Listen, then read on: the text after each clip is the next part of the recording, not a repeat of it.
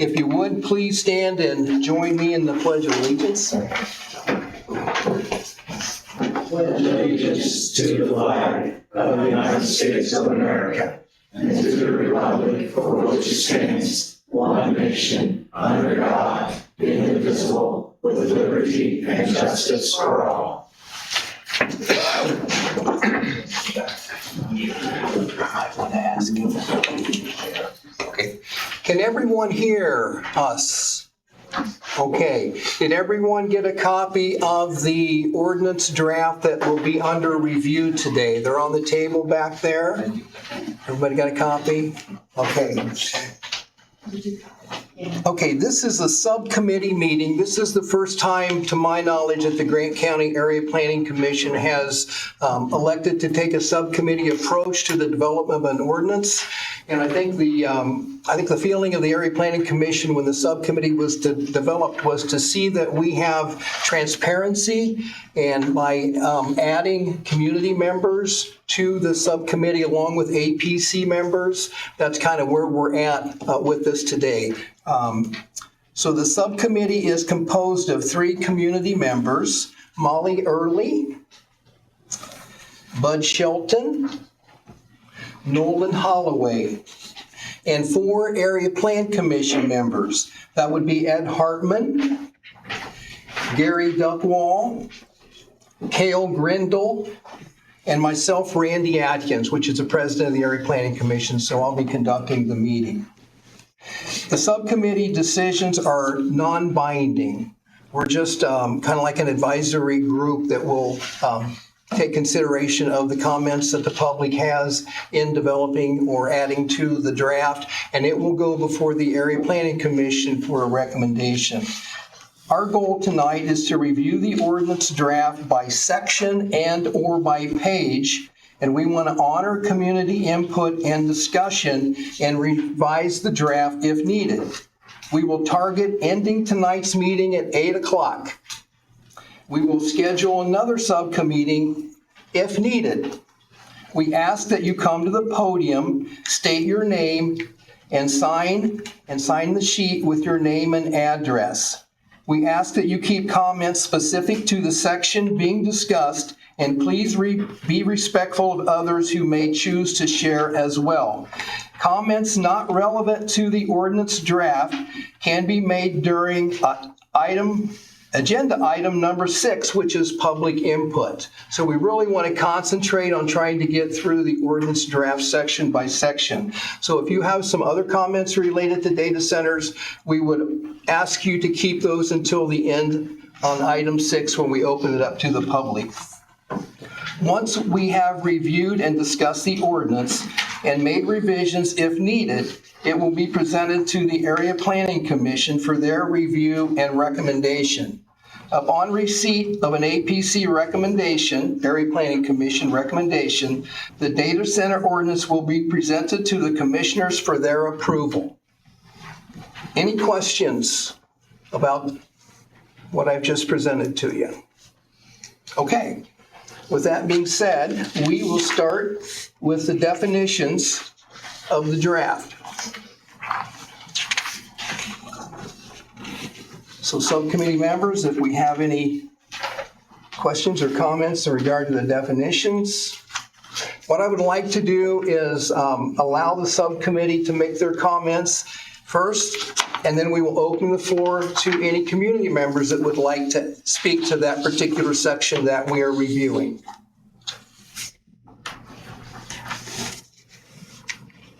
So I would just like to kind of set some guidelines of how I believe that we should, govern our thoughts. And as an advisory body of Grant County, we must abide by our comprehensive plan that we diligently finalized last year. We have a mission, and that's to preserve farmland, not only for the current generation, but more importantly for the future generations of Grant County. On page 94 of the comprehensive plan, a steering committee was executed, and the committee took surveys from public meetings. The conclusion was that 75% of the attendees believe that we should protect farmland from large-scale development. The committee's public surveys also state that we need to diversify our production away from row crops, encourage agritourism, especially crops and livestock. The conclusion of the public is to preserve farmland at all costs. I believe it is our duty to align with our comprehensive plan.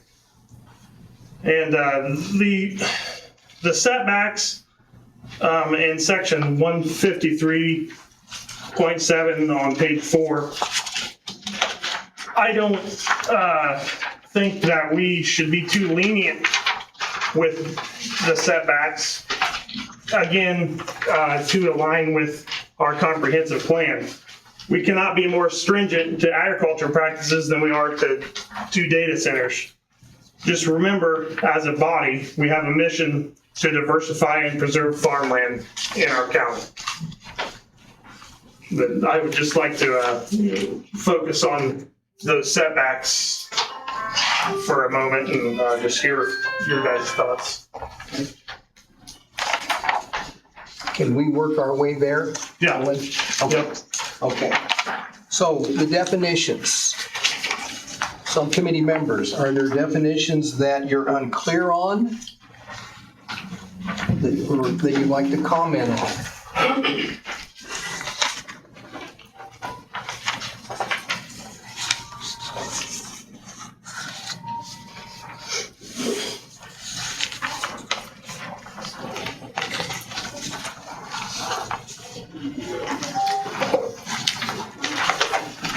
Actually, I have a small comment.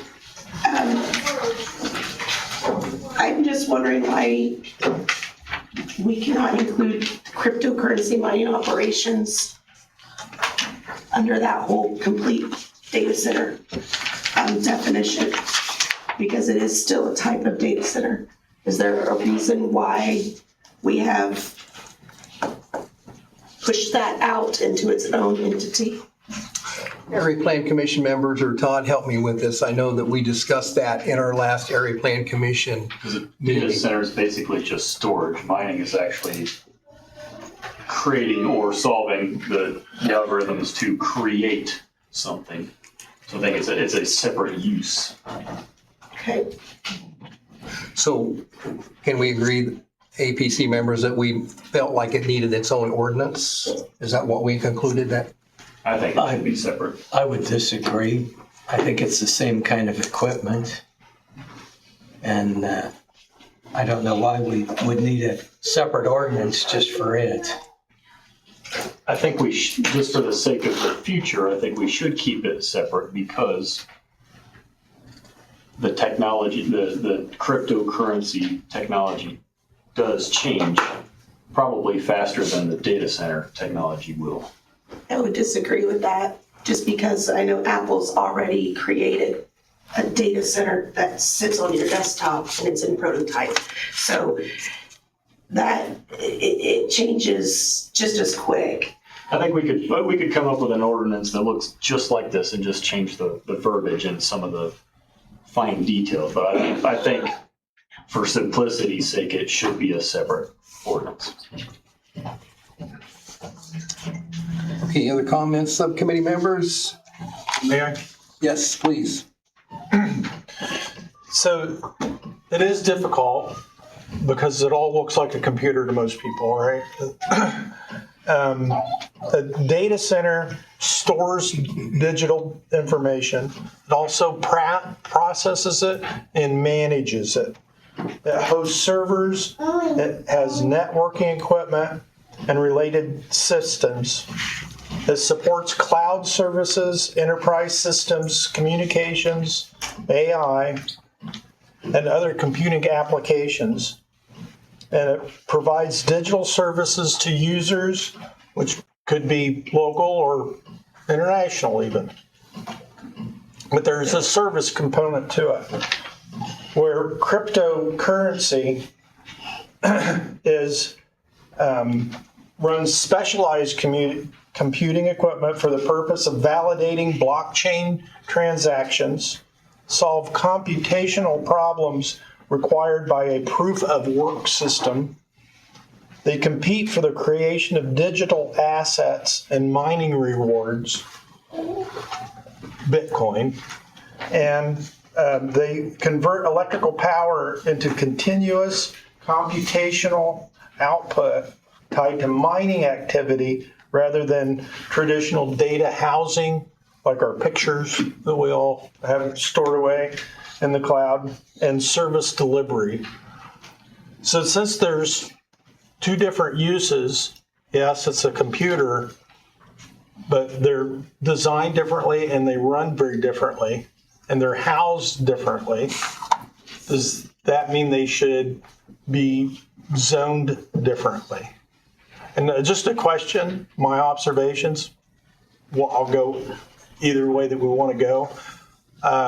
My analogy to this, to get it to work in my mind, is we could have the exact same tractor in an ag service on ag zone land and the same exact equipment in, let's say, a stone quarry to move dirt around or whatever, but that's on industrial. So it's the same equipment, but very different applications. That's the way it makes sense in my mind. What does the other is there anything in place now for any other surrounding counties, Todd? Most of Indiana is not. If you look at the other ordinances and so on, they either have left it out, or they are not clearly defining that they're different, but they certainly haven't included them together. Okay. So that's kind of where we stand. This is in Indiana, it hasn't been settled, if you wanted to judge it by that. Is it possible they could both be under the same roof? Same zoning ordinance or physical roof? Physical roof. I think it could be possible. So why not add, and I know we're not there yet, but there's a section at the end, right, on battery storage specifically to that. Why not add a specific section just pertaining under this ordinance to cryptocurrency? Okay. As far as the physical nature of the equipment and the location, the noise, the use of water, that's mainly what our ordinance is dealing with, is the physical properties. How is it necessary that we have a separate ordinance for Bitcoin when it's a lot of the same equipment and a lot of the same concerns? We do have a Bitcoin location here in Grant County now, and it was moved in without any regulation. Maybe we would have been better off if we had regulation at the time, for sure. I just don't see the differences in the ordinance that it doesn't apply, is what I'm looking at. Okay. I don't know that my mic's on. Is it on? Hey, can everybody hear me? I tried to turn it on. I couldn't get it. You're going to have to speak up. I would just like to know if we've been tasked in doing so, and does that equalization of the two operations, does that task fall under us or a subcommittee? Wouldn't that fall above us rather than on us? I mean, area plan could very easily themselves make that just stipulation. Yes, you're absolutely correct. And I think that's what our objective is, just to have a discussion. Okay, getting back to the definitions. Todd, would it be safe to say that the definitions on this page are areas that are of concern and we felt needed to be in this ordinance? Yes. Okay. We did not have them in our original ordinance. Okay. I will bring attention to the high impact district. That's an area that we have in our solar ordinance, and we will talk in greater depth about that. But basically what that is, that's an area that would be decided by the Area Planning Commission suitable for a development of this nature. And if it was exclusive to just a high impact area, then that would be the only place in the county that this development could go. Would you agree with that, Ed? You want to expand on that? Well, the high impact zone is actually just setting aside an area where this development could occur and or other developments if it was determined they needed to be in a high impact zone. And what that does is it creates its own zone that the Area Plan Commission has to pass a recommendation for. And then that is forwarded to the commissioners for their approval.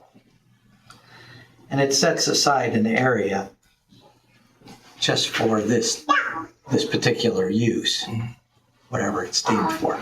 Now, it can be set up ahead of time if that were the APC's, choice, that they wanted to set up a few areas for high impact and that kind of infrastructure going into it.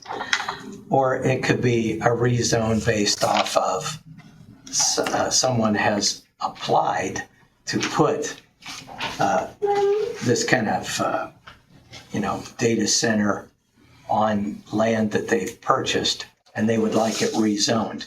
But it brings additional board scrutiny into it of the APC to rezone it so that it's not just automatically allowed or just allowed by special exception in other areas. So the high impact zone brings in the APC and then the BZA for a special exception, and then it goes to the commissioners for their approval as well. So where I've got everyone now is the bottom of page 2. That's where high impact zone is being discussed in the ordinance, as Ed has referred to it. So I think at that point, I will offer any community input up to high impact, which is 153.706. Any community members in the audience? Yes, ma'am. Would you please come up? So does the developer just choose a location and says, hey, I would like this to be a high impact zone? How is that? How do you define a high impact zone? I mean, we're defining it here, Right, and we currently do not have any in Grant County. right. So that process would be a rezoning process. Well, but so they would choose a 100-acre field and say they would They Propose petition that. the APC. Correct. They turn in an application and a petition Okay. to the area plan office, and then it would go to the APC. The developer was, right. Right. My name is Sherry French. I own 2 properties in downtown Marion and three businesses in the county. I don't know if you can hear me or not. This is over there. There you go. Thank you. Okay. First of all, I'd like to say, how do you get on this committee? That's the first thing I'd like to know. The second thing I'd like to say, this is so very vague. There is nothing in here. It says how much electricity you're going to use per acre, per mile, how much water is going to be used, how much emission is going to happen. It just says high impact. That could be anything. You could build a nuclear bomb out there. You could do anything you want. I mean, this is so vague. I mean, it's ridiculous. It sounds like the people that are building the facility wrote this. There's really no guidelines in here. It's basically an open field. You can do whatever you want. I'm really disappointed that there's not more numbers in this. And I'm disappointed that I'm not on this committee because I have a lot to say. Ma'am, I wish you would allow us get into the process a little further, because I think you'll find that our intentions are to make sure that we protected the areas that you've just mentioned. I don't see it in this. There's no numbers about admissions per square foot. There's nothing about what happens to the neighborhood communities, what happens to the underground water for the people in this community that have wells. There's nothing in here to protect us, really. It's just vague. It's a bunch of nonsense somewhat. And I'm ashamed that I have to stand here and say this because I thought you would all be more diligent. I know not all of you are for this, but I think we need numbers. How much emissions, how much water, how much electricity? Thank you.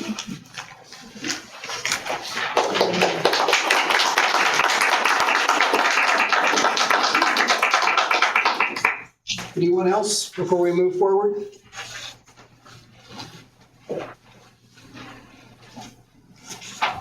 My name is Damaris Matthews, and I've been in this community for quite some time. I am a professional healthcare person in the community here. And as far as what Ms. French just said, I didn't really know a whole lot about data centers, and one of my coworkers said, well, maybe you should research it. So I started looking up data centers and to see in general what they consist of and the function and the harmful things about them. And what I came up with is, and this is just the bottom line, the water that they take is at least 5 million gallons a day, okay? And that draws from our local water supply, which threatens our water supply here in this county. As far as the noise pollution, it is easily heard a mile radius from people who are a mile away, okay? With that in mind, it says that the noise decimals that affect humans is this one will create decimals up to 90 decimals. We can start having physical health problems at 85, okay? This also will affect wildlife that's around this data center. There's light pollution because this thing is going to have light all night long.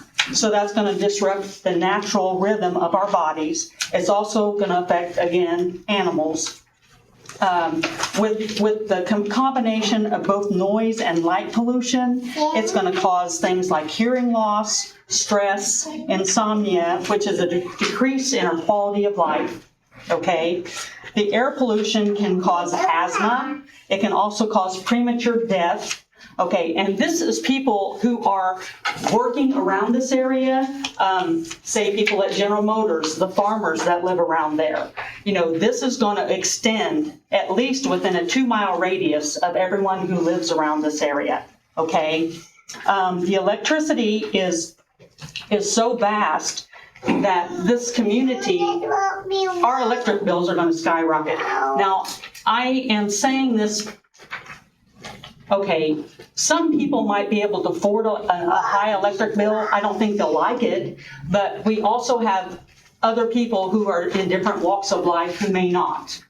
So this is going to create a hardship on a large part of this community. I am feeling like I live in an area where I'm farther than 2-mile radius of this thing. Although I do have loved ones that aren't, and I am concerned about their health care. I am concerned about the environment that's going to be created here. Like I said, I've lived in this community on and off for a long time. I was born and raised in Marion. I've seen this community booming. At one point in time, we were considered a little factory area where people just, I mean, my graduation ceremony, we had over 700 kids. That's not the case now, okay? I love this community. I would like it to flourish and grow and businesses boom, but I feel like this is going to devastate our community. I think it's going to cause a drainage. I feel like we'll end up a lot like Hartford City, and I hate to say that, but when I was growing up, my parents used to tell me Hartford City was booming. Right now, it is like a ghost town, and I don't want to see Marion end up that way.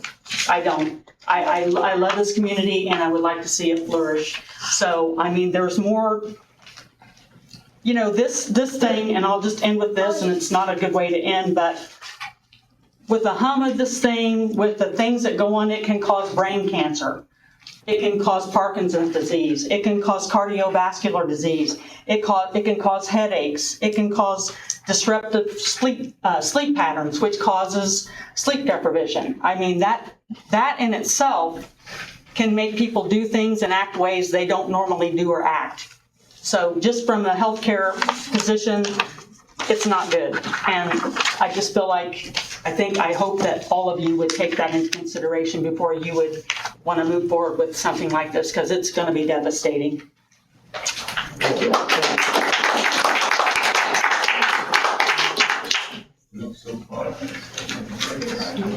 Kathy Timmons. I just want to say real quick, and the two ladies that have already spoken, I don't disagree with anything that they've said. But I thought we were going to do this by section. I'm really trying to learn what's in here. That would be my preference. And so I'm already a little bit confused. I'm new to the dance here. But both ladies spoke eloquently, and I don't disagree with what they said. But I would appreciate if we can go through by section so I can take a bite at a time and understand what's going on versus the overall comments on the whole project, because I can't imagine anybody in this room is in favor of any of it, but for different reasons. But I would just like to chunk it out by the areas that you guys were going to do so I can understand it better. Thank you. I greatly appreciate that. But the two ladies were great.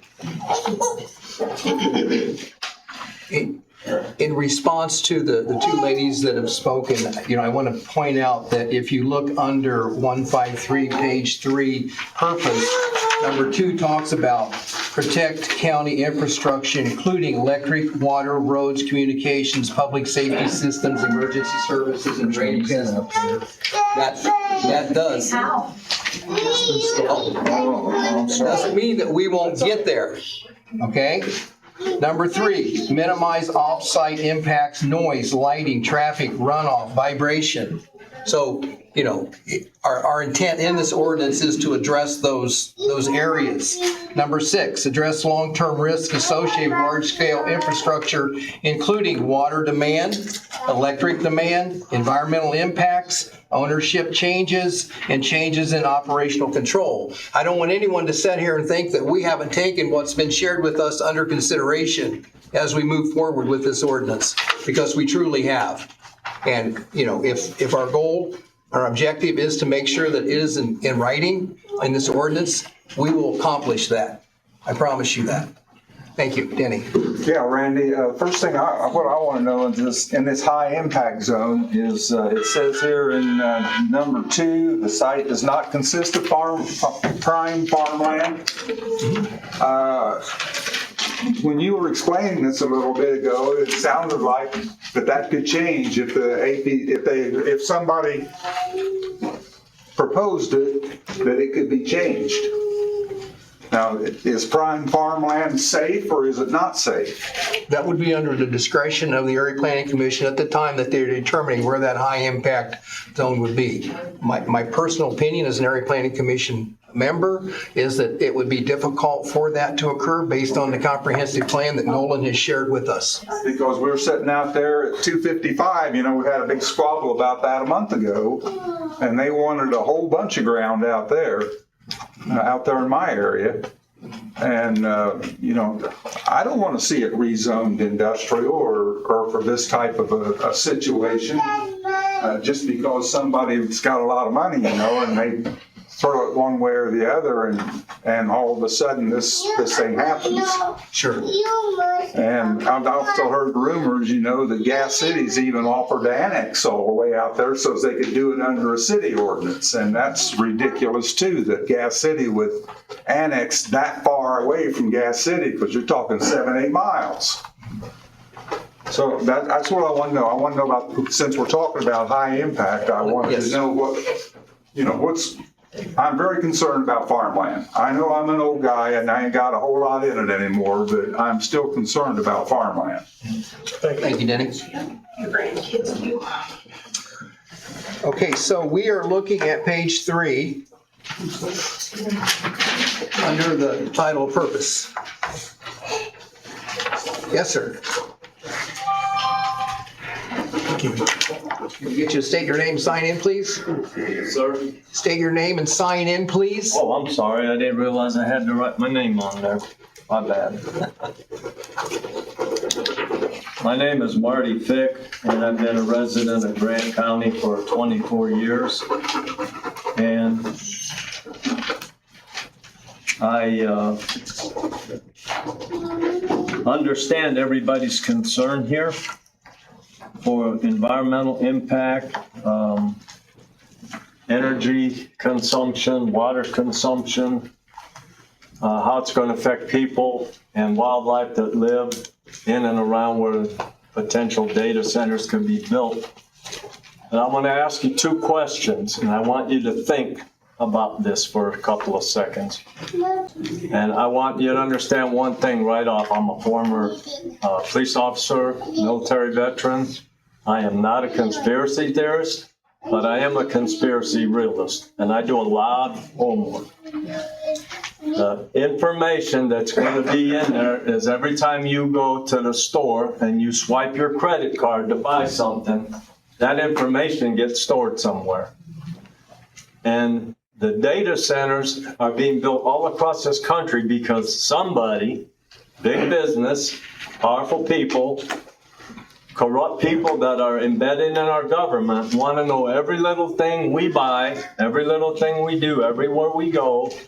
They got all these license plate readers. They want to know where you're going, what you're doing. They have an innate desire to control us. And this data center thing is going to be the heart of a big beast. And understand what beast means. If you don't understand what beast means, read Revelation 13. Okay? This is coming. And if you don't stand against it, it will run you over like a bulldozer. And we don't want it here. We don't need it here. And you can have all these fancy rules and regulations that you try to make them abide by. And they're going to take that paper that your ordinances are written on, and they're going to wipe their butt with it because they don't care what we think. All they care about is power, control, and money, and lining their pockets and having more power and control over us. And if we, the little people, don't take a stand against it, it's going to run us over like a bulldozer. I don't know if any of you are familiar with the name Sarah Connor or John Connor. Go get Terminator 3 and watch it. Thank you very much.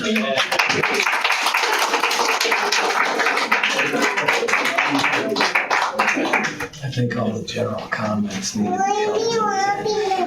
You know, I'd like to get focused back on what our objective is, and that is to try and get through this ordinance. We would be more than happy to take general comments. As I stated earlier, number 6 of the agenda, when we get to the common community comments. Do you have something related to?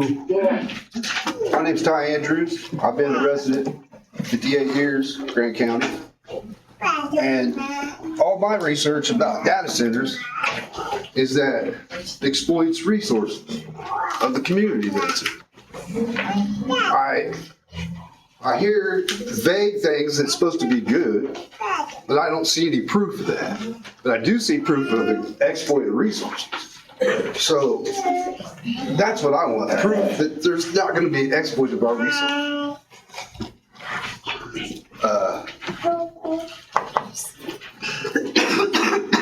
That's all I got.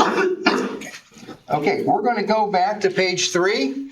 Again, if you have general comments not tied to the section that we are reviewing, we would be happy to have you share those with us when we get to item 6 on the agenda. Thank you. Subcommittee members, any comments in relation to page 3, the purpose?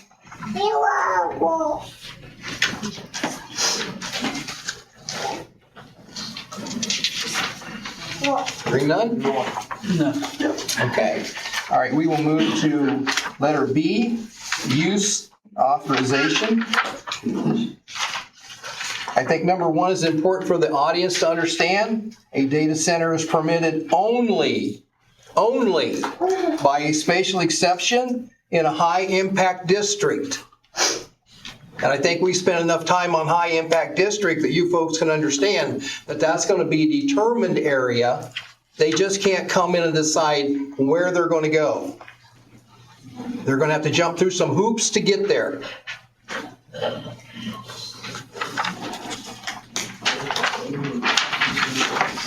It's prohibited in agriculture, residential, and business districts unless specifically authorized by a future ordinance amendment. That's a regulation. That's a control for where they can go.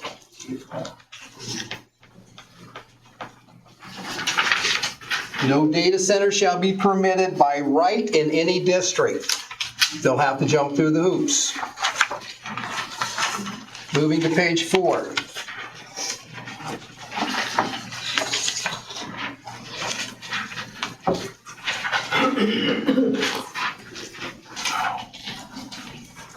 Please pay attention to the end of page 4.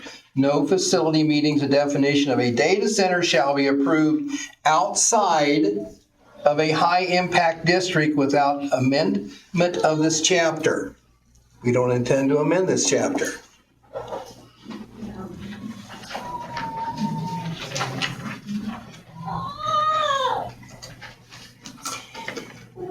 Okay, we'll move to C.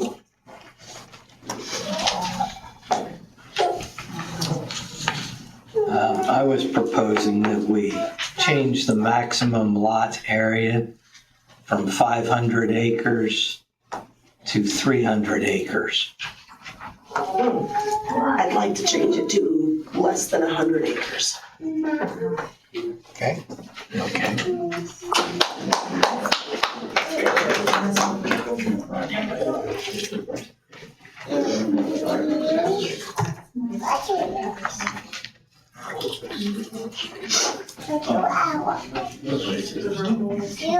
Any other comments? Subcommittee members? Just on number 2 or just on all of section 3? Let's do page 4. How's that? Well, do we want to, when we get to numbers and something specific, I'd like to get a consensus Okay. so we know what do we want to put in the next version. I'm just the Subcommittee secretary here. I need All right, clarity. Mr. to have the Secretary, next we one. want you to be happy. I want clarity for the next step. I would consider the numbers to be a dangerous item, because if you put a number, and this is in reference to the First Lady that spoke, if you put a number or a value onto something, that can be easily manipulated by technology. I see what you're trying to do by going with the 100, and I like that idea. But as soon as you put a value and somebody comes in underneath 100, then you got a problem. I just want to set that caution out there. I am for as stringent as numbers we can get, but I also don't want to make it okay if somebody comes up with something that's less than that they could put a data center less than that. They would still have to get approval for the high impact. And that's why I love that high impact approval. So, yeah, I'll just say that. If you want 100, that's fine with me. I'm okay.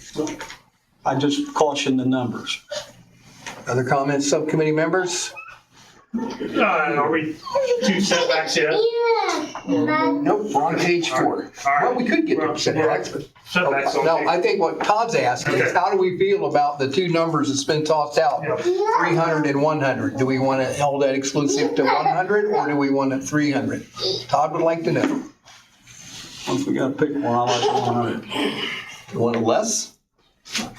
I'd like to see it less. What would you like to see, Nolan? At a certain, I'll make another comment, at a certain point, that starts to affect setbacks.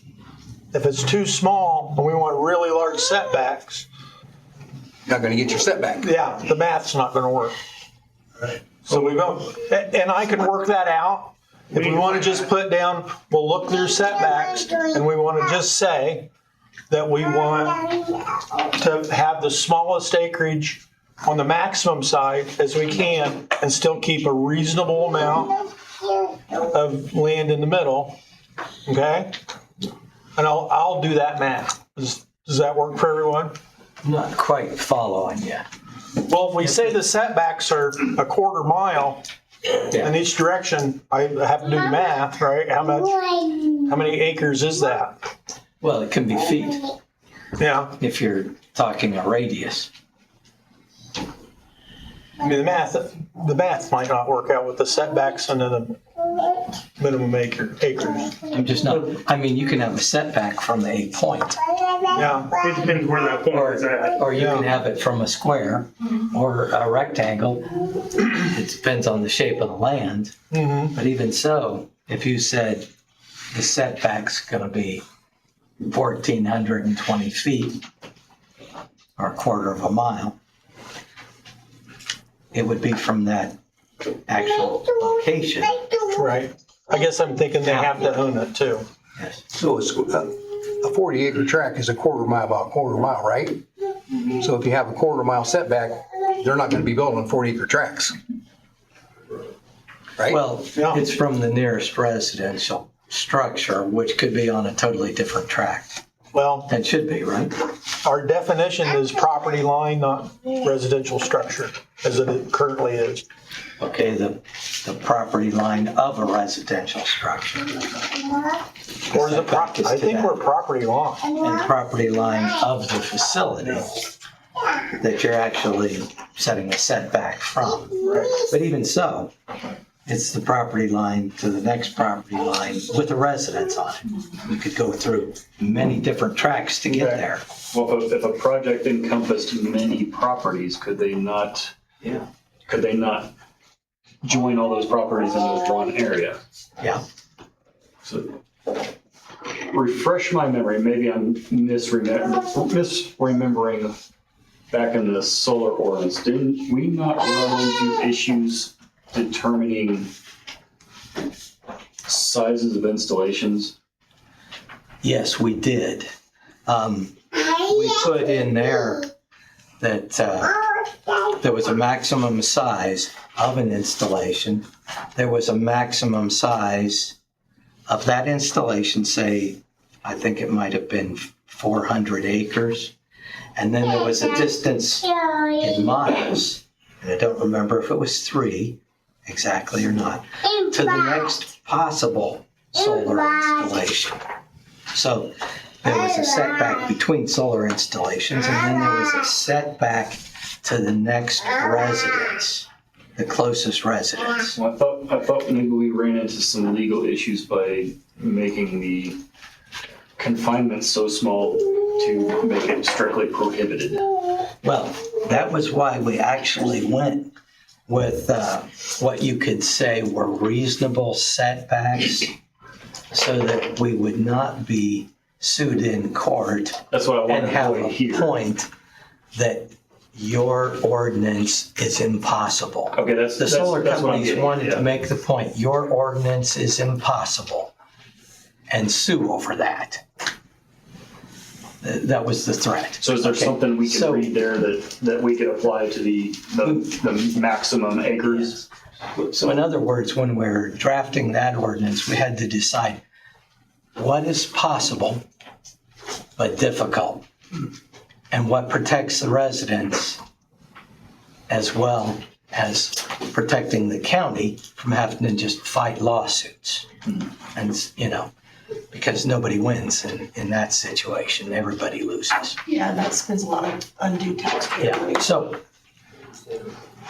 I caution a little bit trying to make any one point impossible in the ordinance. Because that will be the focus Due to the fear that of they go litigation. after us for. Due to the fear of litigation, if the ordinance is deemed impossible, the county could be subject to litigation. That's why I want to say we probably ought to show a little bit of caution in the maximum number of acres or whatever we come up with for an installation, based on setbacks. Yeah, I mean, here's where my mind is at is, I don't know if any of you have traveled up to Fort Wayne to see that data center. I mean, we're not talking about, money is no object. And so when we're talking about minimum lot size and setbacks, and I don't know the answer to this right now, I want everybody to understand that money is no object, and they'll buy the whole section or 2 sections or 3 sections. And so in our thought process, I'd like to keep that in the back of our head. So I guess the consensus is that we need to make the math properly for maximum lot and setbacks that we want. Because in my mind, the setbacks are even more important than the maximum lot size, because if the setbacks are proper, then your lot size is automatically going to shrink. Is that correct? Yeah, so we kind of need to determine what the building footprint maximum needs to be, and then that will determine based on the setbacks, the size of the parcel. I mean, my thoughts are, let's just say they buy a 1 mile section and there's 6 houses in a section that is preventing them from building. Yeah. They could just go buy the houses and be done with the setbacks from the homes. So I just want to keep that into consideration. So we need to. Right, which would be a preferable option as opposed to being near them. I think we'll get to that eventually, like on page 20, if we can get there tonight. And yeah, so that was just my thoughts. Want to sum this up? Setbacks, page 4.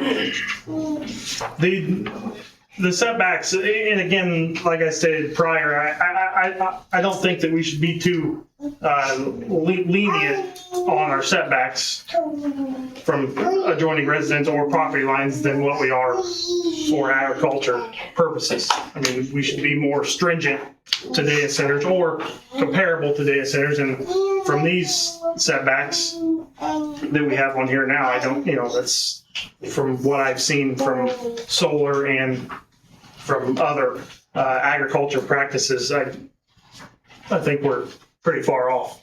They need to be greater? Yes. A lot. Okay, let's go for it. I know from talking with homeowners that are currently living literally around the LEAP project up in Lebanon, that they were told that if they wouldn't sell, the people that sold their land wanted to have a 1/4 mile setback from their property lines. And those folks said, well, we won't buy your land if you don't sell us up to 300 feet. So I say, make the setback a 1/4 mile.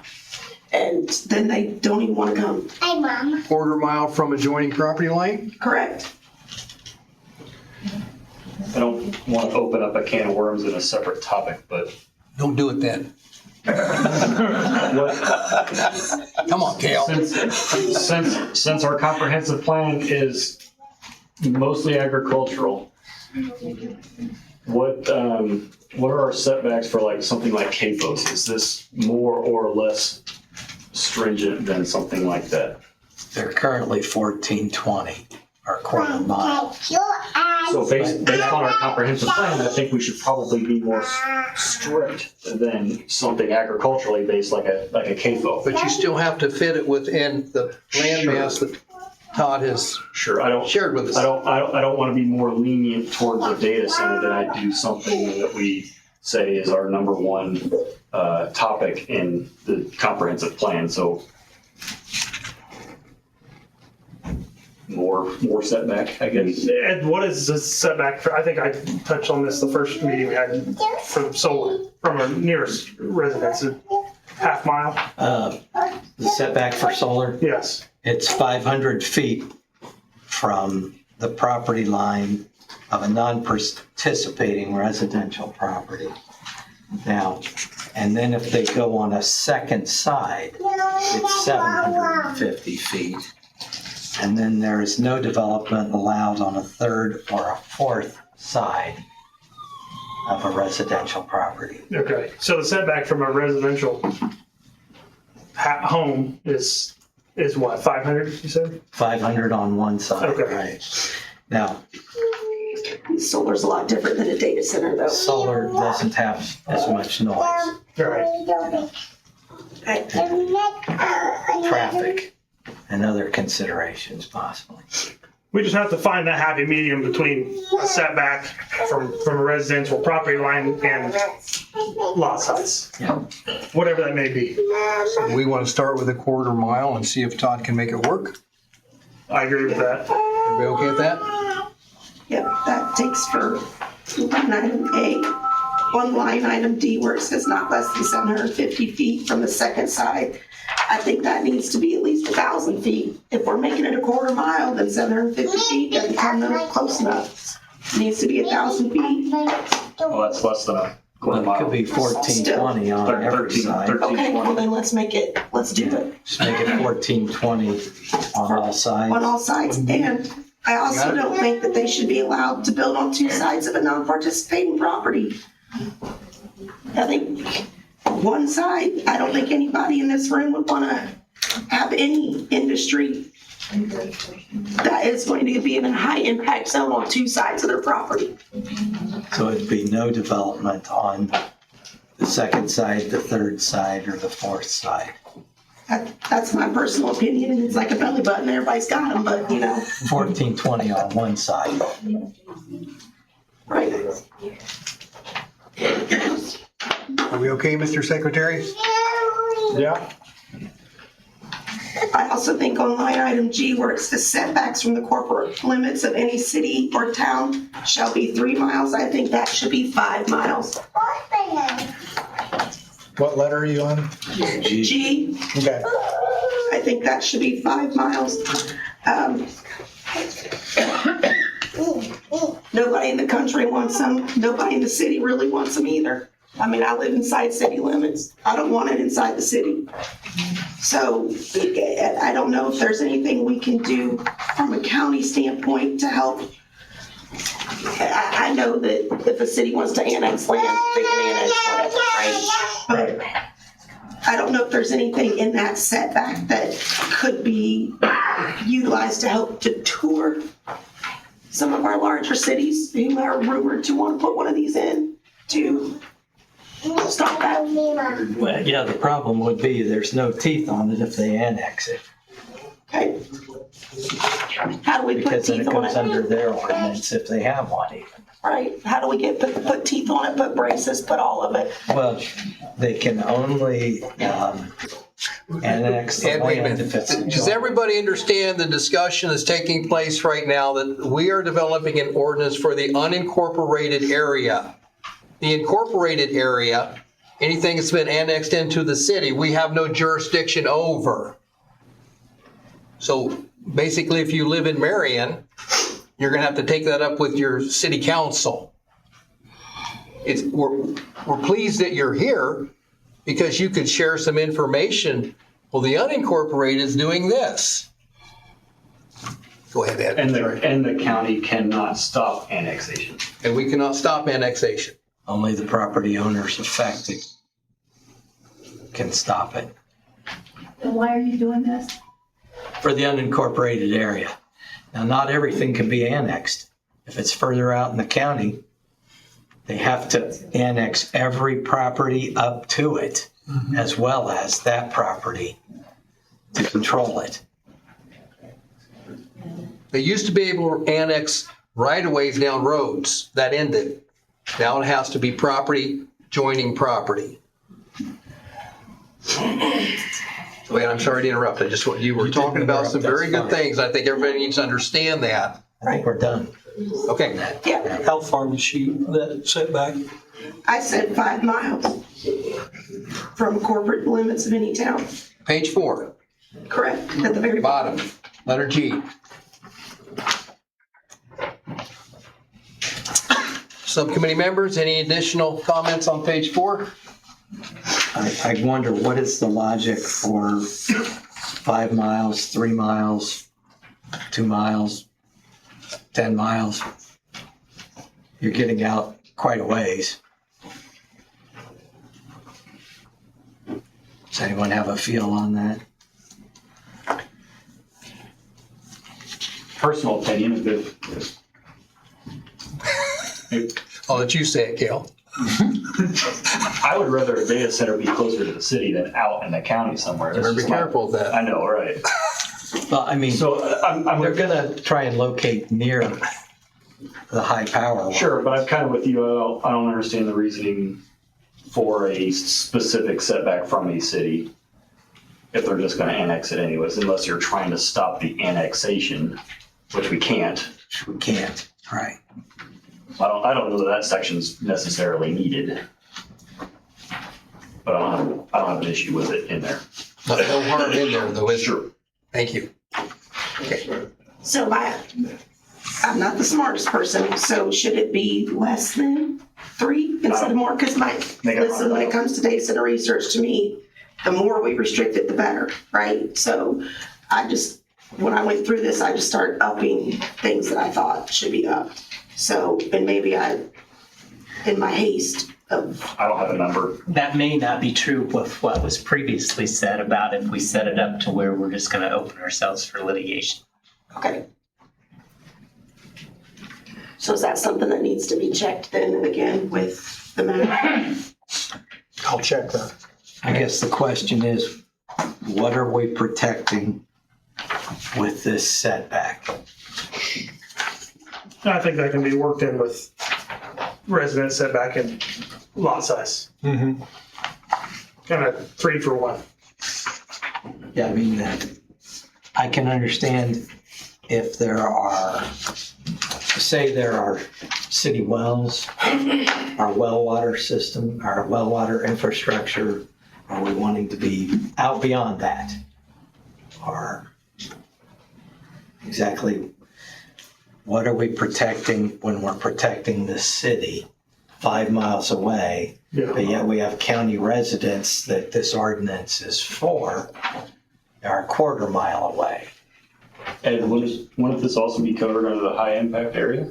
If Yeah, there's it's some got to be particular, rezoned, if right, there's some to high particular impact. area where we're trying to protect, we could use the high impact. Yes. So we don't need subsection G. They will not be built on any area that's not determined as high impact. Sure. Right. So we may not need G. We put that in there for solar because we didn't want them to box into town, because solar's thousands of acres, possibly, and we were worried about them actually stopping the growth of a town that was wanting to expand if they had leased the land around that town for solar. So I say we just remove G. Because it could be covered in other areas. And focus on our setbacks and lot size in lieu. Yeah. Subcommittee good with that? Yep. All right, G's eliminated. Okay, into page 4, community members, any input on where we're at right now? All right, moving to page 5. Randy, Yes. Come on up, Michael.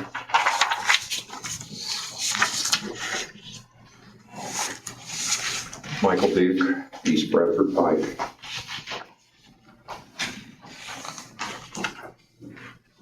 It occurs to me, as you're talking about setbacks and about siting, something just to keep in mind in the context of one of these huge data centers being a hog of electricity and of water.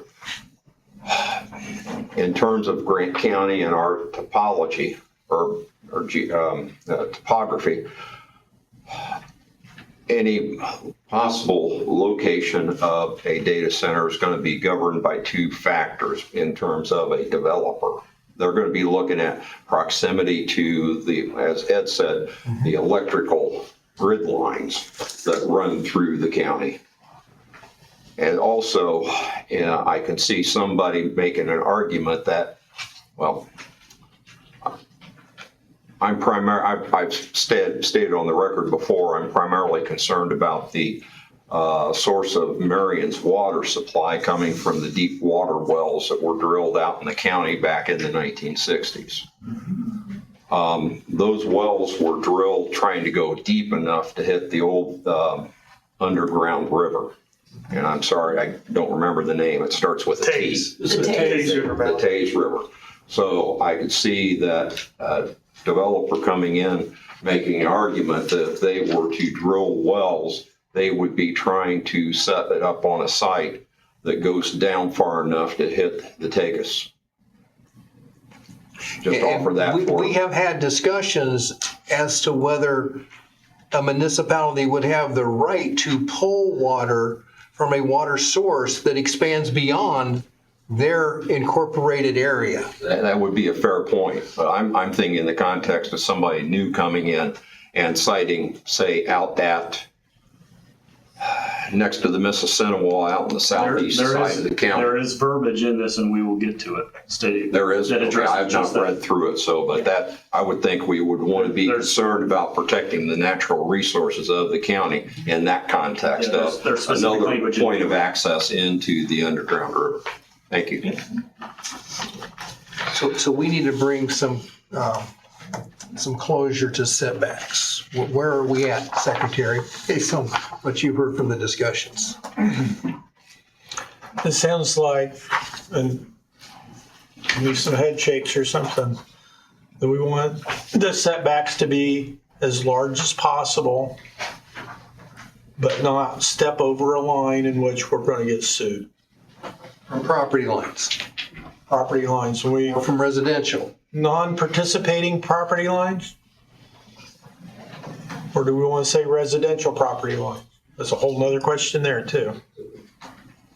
Yeah. I think it needs to be non-participating. I like that one the best myself. I do too. Okay. So are you saying a different business? Be non-participating? Something that can't be taken from eminent domain. So if they want to use eminent domain and take 1,000 acres, there's still going to be a property line. Eminent domain is a utility company? I'm just saying. I mean, if they buy out neighbors, whatever, just the property line of the project. okay, I see that one, but I'm saying if it's just non-participating, that's anything else. And I thought residential, we know we want to protect because we have people living there. But if there's another industry where they're working there, what are we protecting? The farm ground. I mean, they could. Yeah, but if there's another business that's located within that quarter mile, they don't participate in the data center, it can't be located there? That's what I'm driving at. There's also a clause later on. Very vague, wide open. Where it's kind of like a good neighbor. It's not called good neighbor in this document. Where if you're a non-participating person or an adjacent landowner and you don't care about the setbacks and they want to, make a deal with you.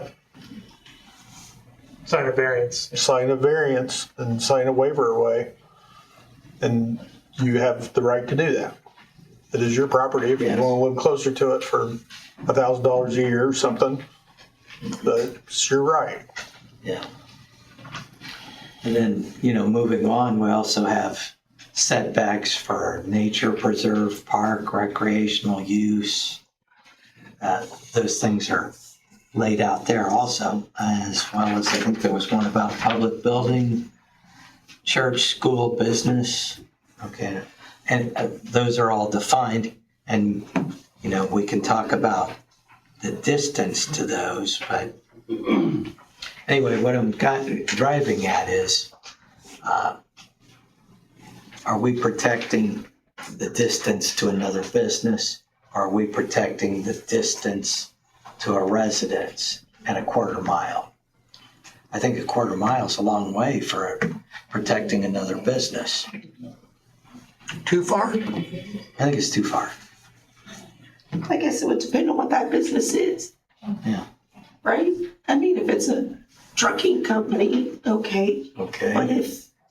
But if it's a hog farm or a chicken farm Or gravel pit. or a gravel pit, Yeah. different application. But they could sign a waiver, correct? They could sign a waiver, yes, reducing the setback if they wished. Right. And again, I think we just need to find the happy medium between a lot size and a setback. I mean, I would argue that 300 feet would seem too close for a church or a school or a business or a public building. Yeah, I made notes that it should be at least 1,000 feet So, or more, especially from a nature preserve or a park. I mean, you're getting into comments that have already been made about wildlife and things like that, disrupting. So are you on page 4, Ed? well, it's 4 and it carries over to 5, but it's age. Age 9.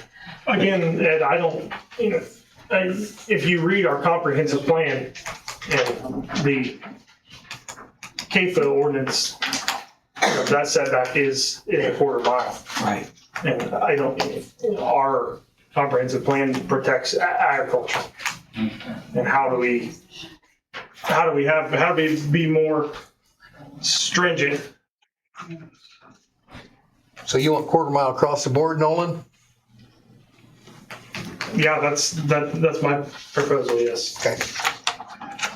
Any opposition to that, subcommittee members, quarter mile across the board? Got that, Secretary? Yep. Thank you. Okay, we're going to move to D at the bottom of page 5, infrastructure, power, and utility coordination.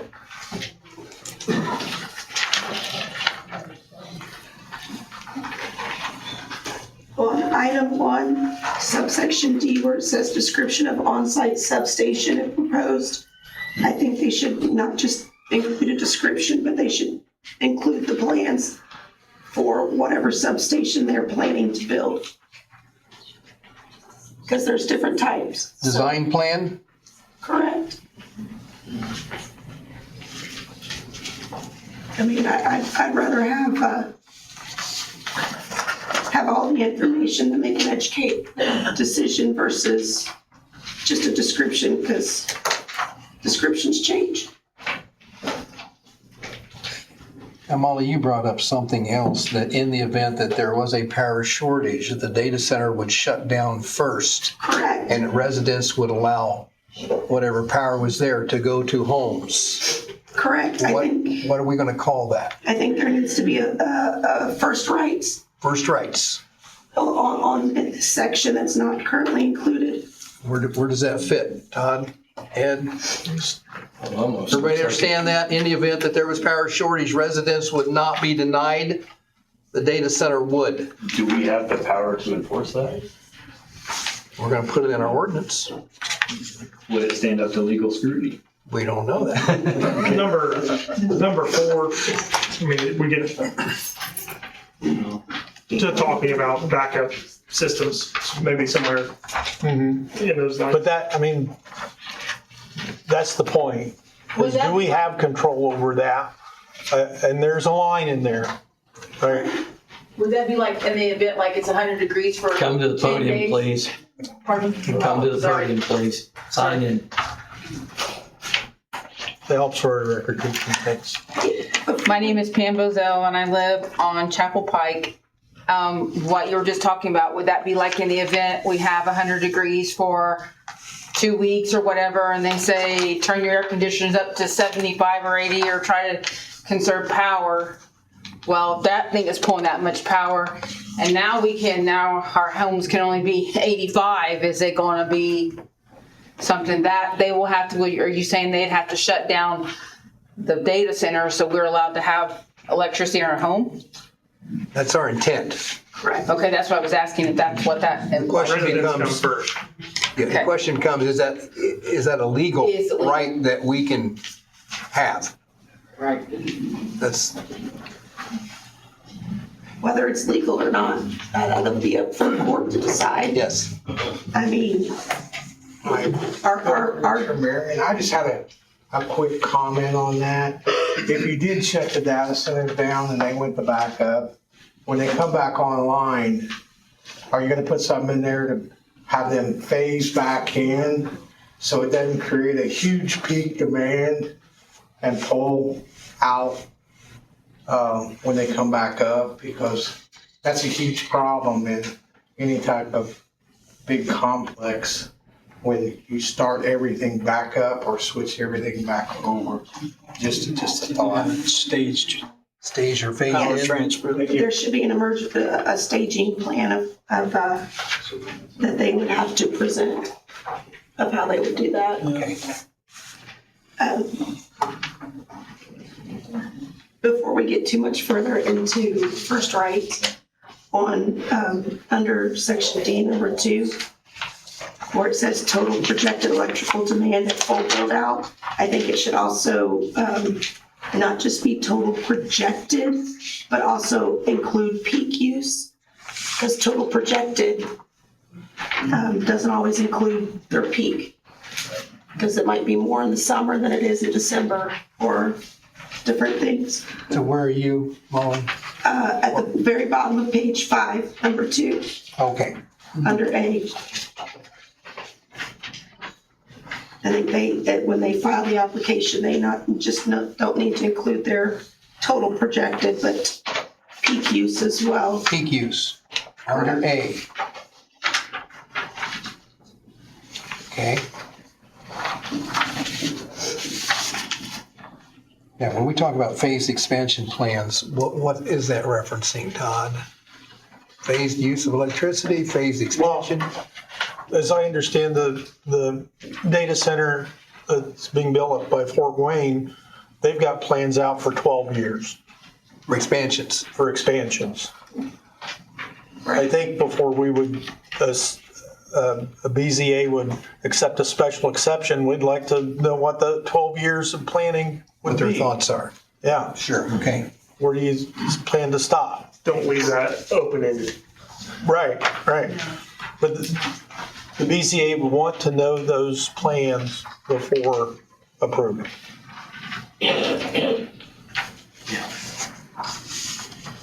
We get down to design plans that you mentioned. Are you talking, do you want blueprints? On the substation, Yeah. can we ask for that? I don't know why. Well, we're I mean, at if the they're special planned- exception stage, and so there's a lot of cost in blueprint. And I don't know if that would trigger pushback, right? I don't care if they push back on it or not, So personally. with phased expansion, we're gonna ask for design drawings and blueprints. Okay. Okay, I just want to know how far we want to go. we wanna go far. To the edge of the earth. But we don't want to break it. Okay. All right, so we ready for page 6?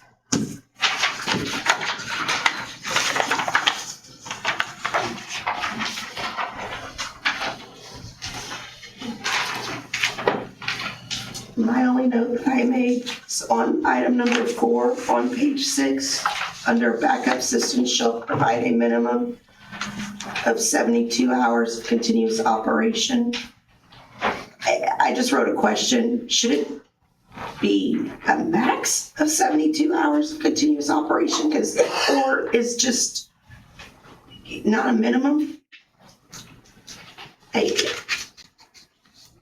don't think we should put a max in there because if we lose power for an ice storm, you don't want to be stuck running a generator for 3 days and the government says turn it off. True.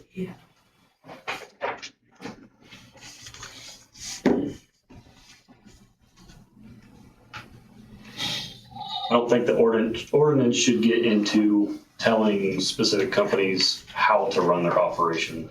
So I don't know if me personally would try to regulate how many days they can or cannot run backup systems to keep their business running. Because we don't want the government telling us how long we can run a generator. Correct, that's why I wrote it as a Who's the question, board under because for? What's that? Who's the board under for? Unless the board determines. Who's the board? that was my next Usually the question. board is the BZA. The BZA. So should we put that specifically, not the board, but the BZA, APC? What's your feeling on that, Todd? That'd be BZA. Okay. I think we need to state that I think specifically. probably the BZA. The APC would be the commissioner. Better wording. Okay. Yeah, let's change that to BZA, so we know what we're talking about.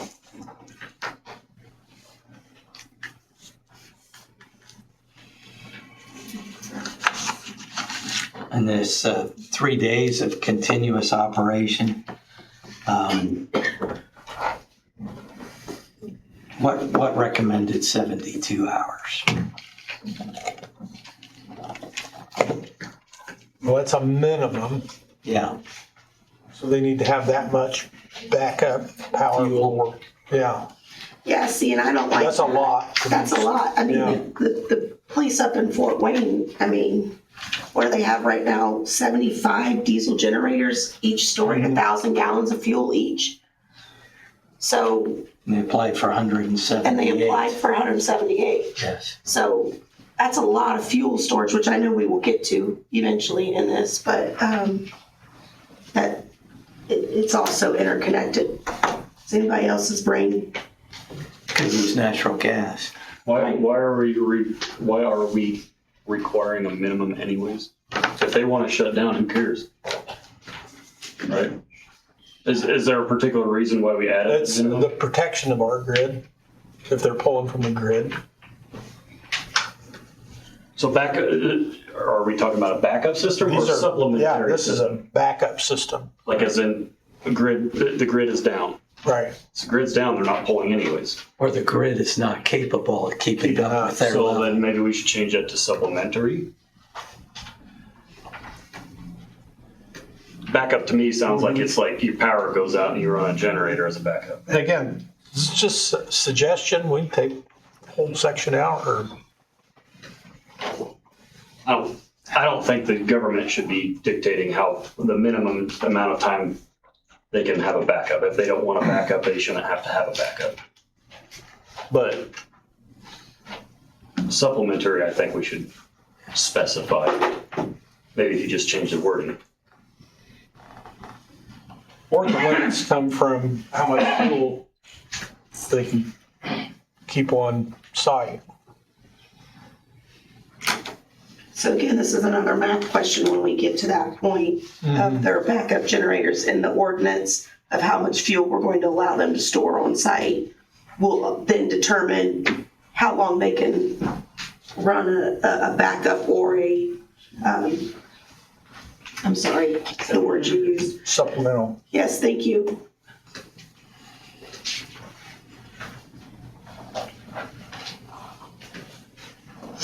So that would, we would come back around to that one, basically.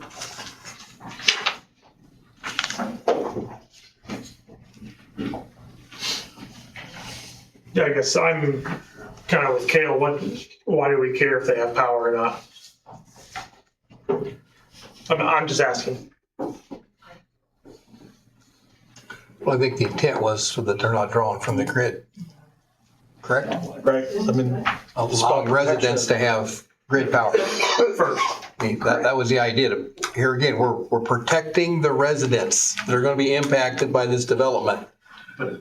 Okay, so I understand and I agree, but doesn't that conflict with number 8? Especially the first part, the recognize that the regulations are outside of APC authority.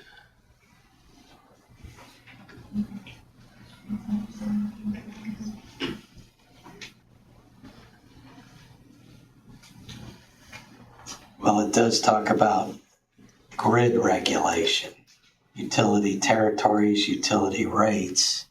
Those things are definitely outside of county authority since they're by the Indiana Utility Regulatory Commission. But up there on backup generation, that's a slightly different animal there, isn't it? And that may not be regulated elsewhere. What kind of backup you must have. I think we have every right to regulate a backup system that, especially a fuel system, that if a spill would happen or a tornado comes through and wipes it out, and the spillage cleanup and all of that, we have the right to regulate that. I see where you're saying, Kale, though, about the amount of hours they're allowed to run it. I agree. I don't think maybe it should say supplemental backup systems versus just backup systems. Let's just change backup to supplemental and leave the rest of it and move on. Well, I think what Ed said is that we do have the right to regulate backup systems where we may not, the grid. Understand. Okay. Should we? Yes, we should. Okay. We should regulate what we can. Okay. How about that, Mr. Secretary? We're good. Okay. Anything else on page 6 before we go to cooling and water use? Oh, community members, anybody want to share in regard to the discussions that we've just had here on page 6?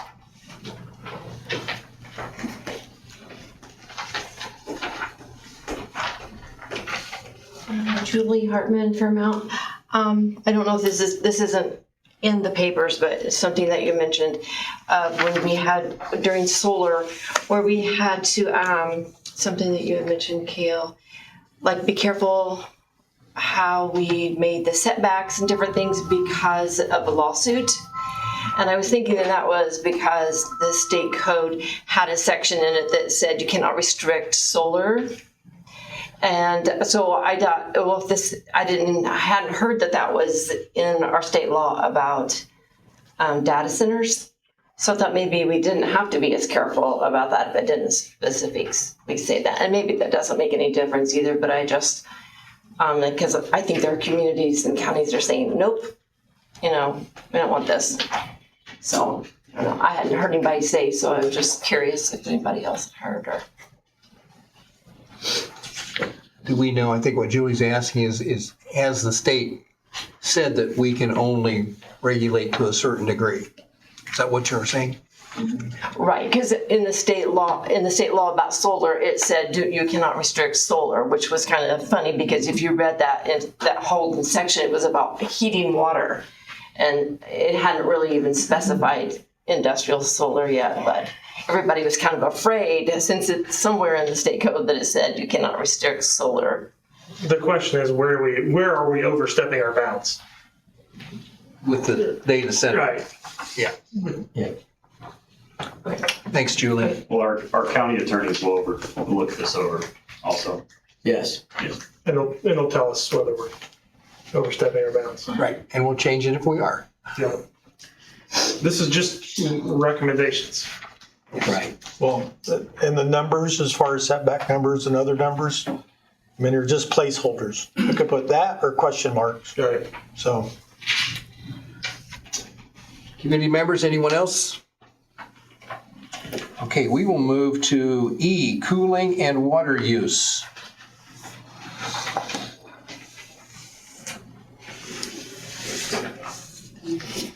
My first of all question in this entire section of cooling and water use is, can we require only a specific type of cooling system, one that uses the least amount of water possible overall? But if one decides they want to jump through every hoop and build, can we require them to only do,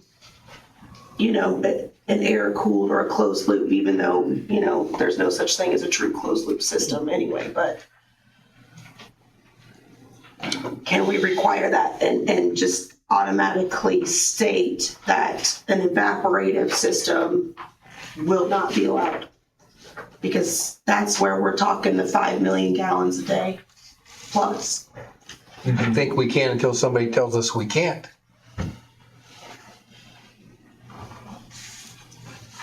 Well, that I would would be. like that. I like to conserve our water. I have this unconventional. I have a friend in the audience who is probably our local expert in evaporative cooling. John McAdams. It's been. Come on. Could you come forward, please, John? Thanks, John. He put you on the spot.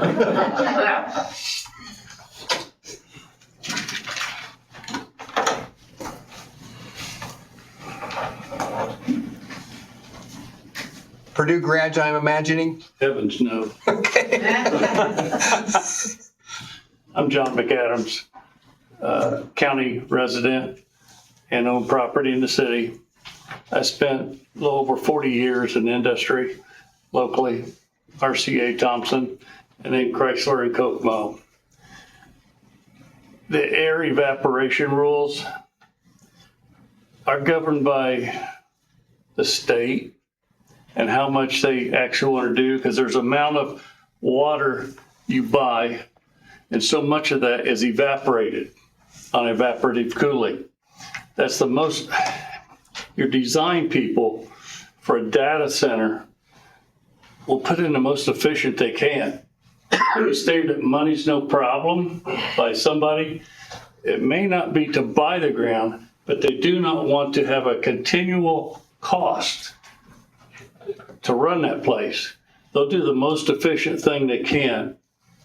Is that enough on the air or evaporative system? Let me back up a second to the. Are there pollutants emitted in an evaporative system? Only the chemicals that are added to keep the water, in Marion, for example, is heavy lime and calcium. We come from a well, and we're heavy in those two items. So you have to keep that in suspension and not drop out and plate out in your piping. You don't want to redo that once it's done. That gets also expensive and downtime. So those minor chemicals. Iron and lime?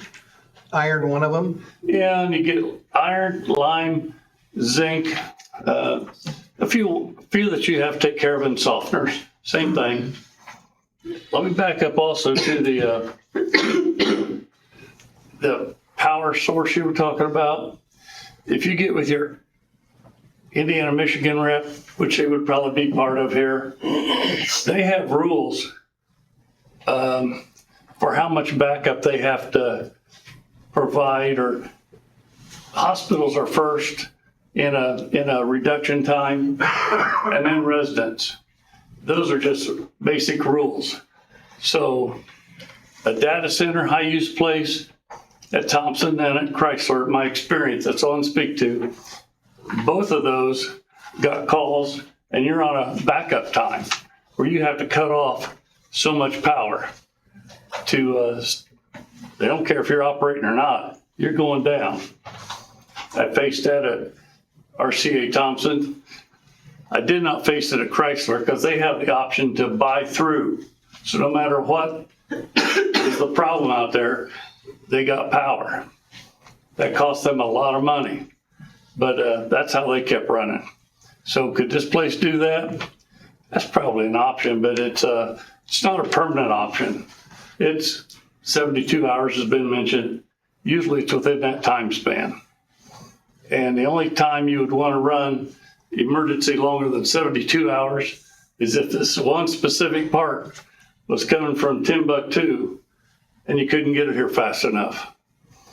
Nobody likes backup power. That is very, very expensive. You're buying a fuel, and you're also, it's not easy to do at that level. I think that's it. So evaporative systems are very costly for the company to utilize, correct? No, it's the most efficient way to go right now. Efficient way, okay. And a person up here mentioned a closed loop system. Yeah, I wouldn't have one. there's no such thing. Yes, there is, Well, but not at that level. not at that level, that's what I'm saying, right? No. The systems they now have are similar to our car's radiator. You pass a lot of air through and you can drop 3 to 8 Fahrenheit degrees. And that's your goal, 5 to 7. And then the water goes back down in the pan and you pump it back up. So there's 2 loops. One goes from your system out to the cooling tower and back. The other system is just pumping it up through the tower and back. And so the one that goes up through the tower, and you have a fan that blows it, you try to recapture that water and return it. Those systems still have to be flushed every once in a while though. Yes. So that's where the concerns start coming in then, right? Because that's where your PFAS, all your anti-scalants, anti-corrosive chemicals, and we get down into that and the blow down and the blowback and contaminating wells and water systems eventually. No, that'll go back to your sewer. No, there's rules for that. There are. And you can't send that to your groundwater. That's illegal. It is illegal, but And those rules are already in place by they city are, whatever. but call me a conspiracy theorist if you want, but I will on that. well, when I&M's owned by It doesn't BlackRock happen. and all Nobody the other looks at places. how to get around this stuff. We look at how to be efficient, and when your officials come in today's world, you can't do that, because when the officials come in, you want to be able to say, this is how we do it. And you show them your records. And when that is impeccable, they walk out the door, they're happy, and so are you. Because they're not sitting there and judging more stuff. I've been there, ma'am. I've been on that side. And I appreciate you. I really do. I just, Well, I'm sorry, but I'll tell you how it is. I don't trust know them. I don't trust them to do what's right by the, Really? You trust him? honestly, I don't know Nolan well enough to say if I trust him or not. So But you understand what I'm saying? You trust somebody. I trust so the you Lord gotta Jesus trust these Christ. people. That's it. And you hope he takes you up, right? Not down. I know he's taking me out. So what would be the most expensive way for a data center to cool themselves, from your experiences? Most expensive? I never look for most expensive. We look for most efficient. Well, think outside the box. But you probably ruled a few out that were expensive. When you take a refrigerant and pass one of your loops through a refrigerant coolant system, so you're paying to cool that system, such as you do your air conditioner, and then you take the water that you would send through the tower to another system all closed, and then it would come back and provide the cooling.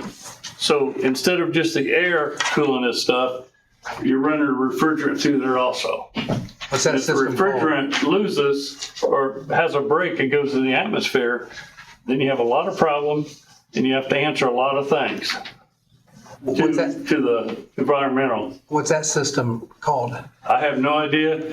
You asked me what I thought, and we never look for ways to spend more. It's just a sealed system with a heat exchanger in it. There you go. Well said. Okay. We done? Thank you, John. Sorry. I'll buy you lunch someday. You owe me more than lunch. I literally took his job. So, okay, where do we go from there? May I make a statement? As we're talking about at this point what goes in the special exception application. We're not setting criteria or telling the companies this is what you have to use or this is what you don't have to use.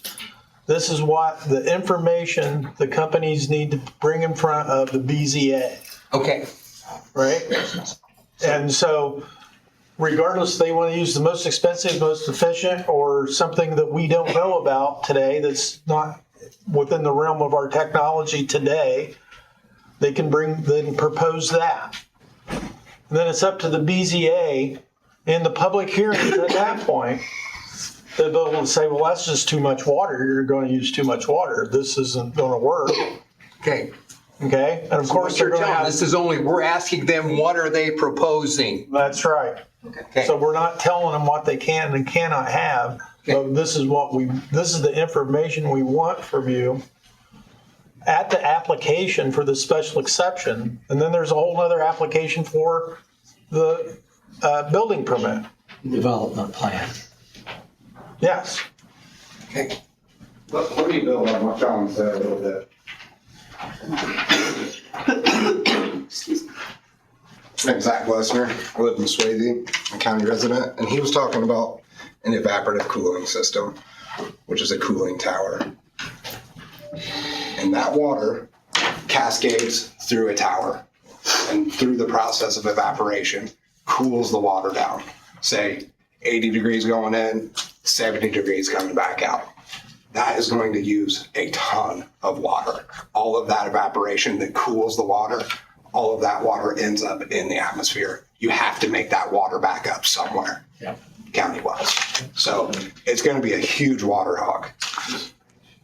Yes, exactly. So the thought of using that is going to be a massive strain on the water table in the area. It's a ton of water. So just to build on what he was saying. So if proposed, the BZA would have to approve that. Right. And then, and so the next item is, the applicant will not only tell us their cooling water technology, but give us estimated daily water usage, estimated annual water usage, the source of their water supply, and a description of the discharge, recirculation, recycling, or blowdown management system. On number 3, page 7. And we can add more stipulations to that. In a closed loop system, that heat still has to be dissipated. So, I mean, this is a flashpoint across the whole country right now. And there's data out there from other councils and counties where they have closed loop systems, supposedly, like she was saying, there's not. But in the nighttime temperatures, these data centers in that region, they've been shown to raise the temperature at night by 28 degrees in that region. Air temperature 28 degrees. 28 degrees. And ground. Yeah. Air and ground. You have to think about just the local eco impacts that would have for chill hours for certain vegetation and bugs and pests and stuff that usually die off in the cold. Thank you. Thank you, Zach.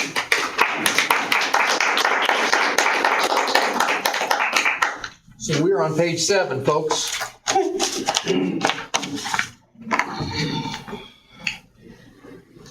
Well, on number 3, I added a description of any added chemicals and provide wastewater samples for analysis to the little list there. At this point, Yeah, that's it's not built yet. Yeah, but they ought to know what they're doing. Okay. I would think they would know how they would run that system and what chemicals they'd need to keep it clean. Okay. But not an analysis, because it's not. Well, no, the samples would be provided to our health department, and they would have a lab analyze what's in that water, just to make sure things don't change. Okay. Yeah, I think later on I have monitoring section. You do. Yeah. Okay. Yeah. We want to keep track of it. If they have. On number 4, instead of annual reports, I prefer that they would submit biannual, because lots can change in 6 months. So.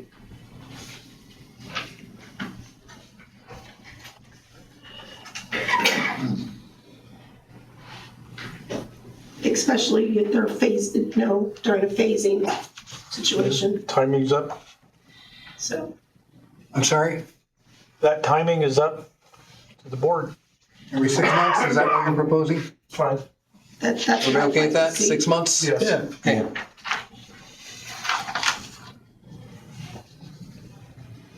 We're talking about total annual gallons used, peak daily and peak flow rates, material changes in water demand or cooling technology.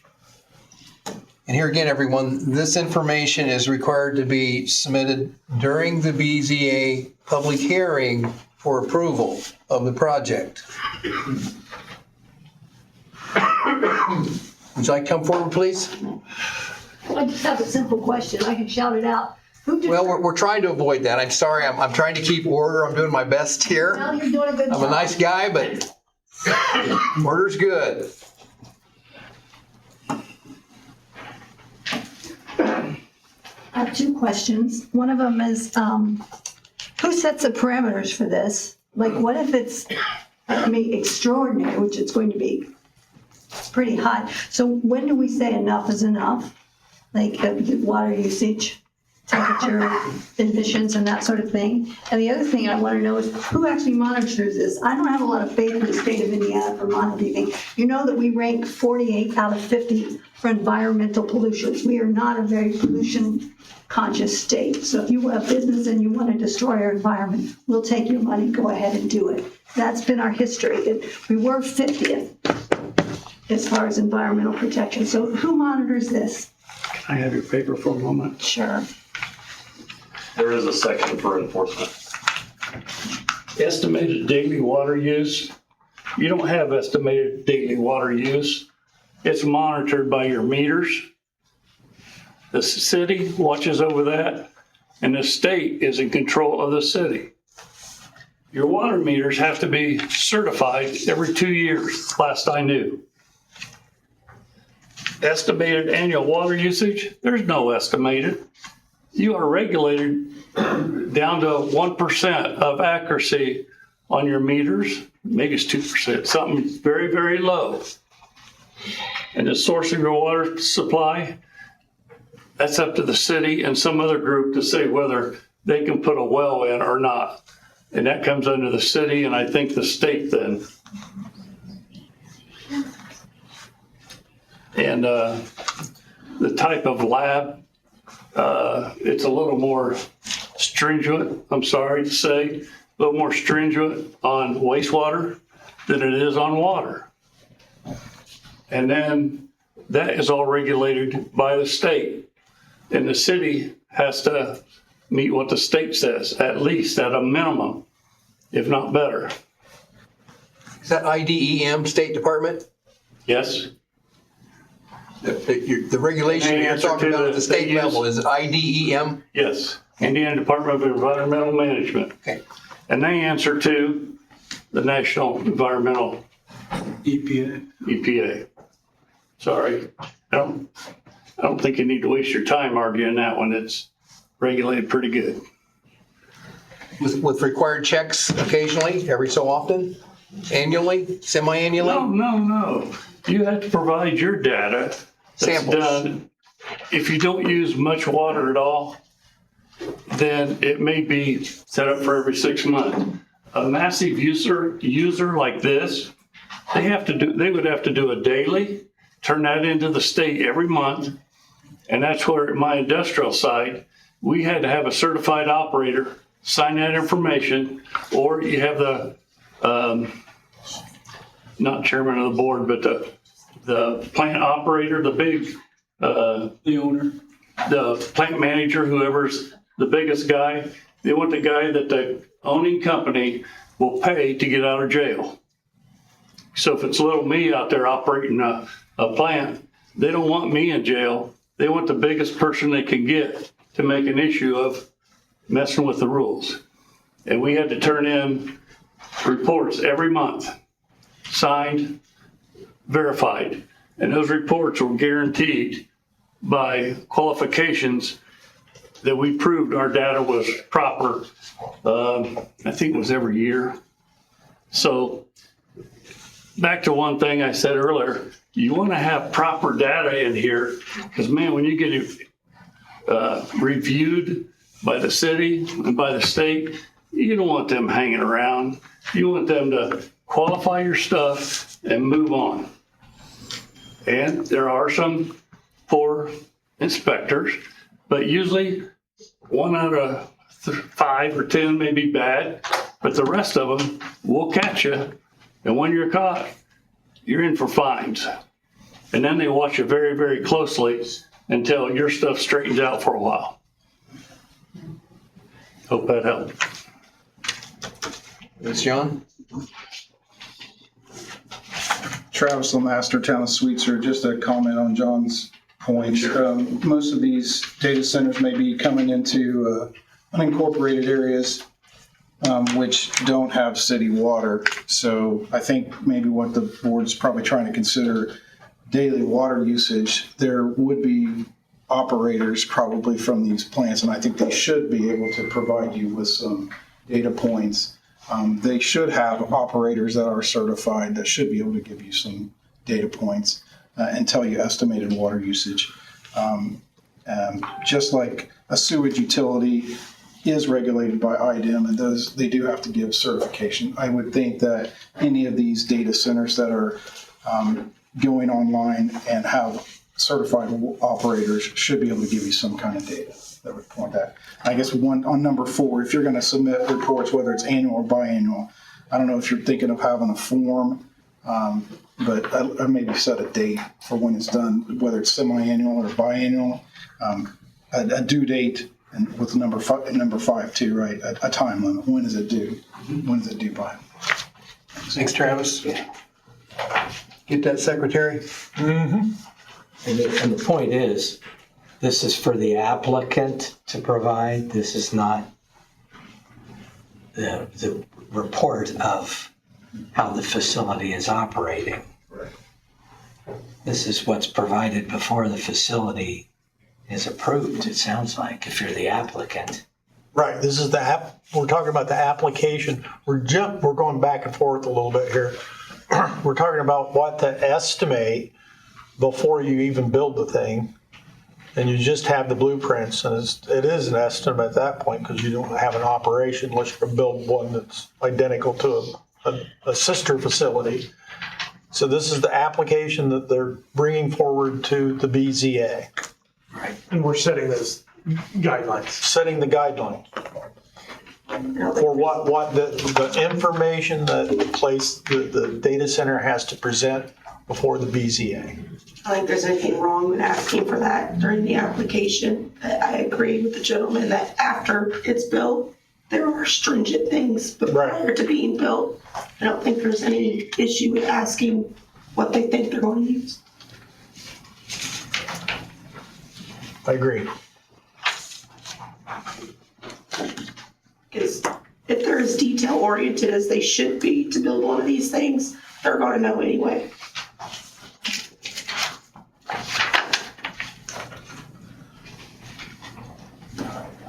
Any additional comments on page 7? Subcommittee members? On number 5, this is just a question for me, where it says any increase exceeding 15% year over year shall require written notice to the APC. Is there a reason we chose 15%? Nope. So we could up that. Okay. Or lower it. We'd want to lower it. Correct. Do we think that there's an acceptable, I mean, because obviously if they're going to phase again, they would have to apply for a new application for that next phase, correct? That was one area, one particular item that I caught today. I think it should not be, shall require written notice to the BZA that this has happened, but also not just notice, but approval that this is okay. And this would be after it's up and running. As a condition established by the BZA. Because the BZA has the ability to review special exceptions. So during the application, they would have to agree that once it's built. And this is where or maybe we need to rewrite a little bit of it. There's a place in which that we cross over as we're going down through here, Right. where it turns into operation and not application. Because that also goes right along with number 6, right? Where they shall not cause measurable degradation to the neighboring wells consistent with the Indiana code. Mm-hmm. Or if that 15% increases in their plans for the extensions. And I'm not familiar with that code directly. Does that code say anything, like give a specific percentage of degradation that is not acceptable or is acceptable?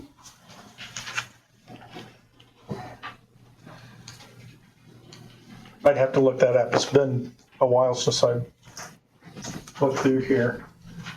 Because obviously state law is going to supersede county, so whatever the state law says. Unless we make it more stringent. Okay.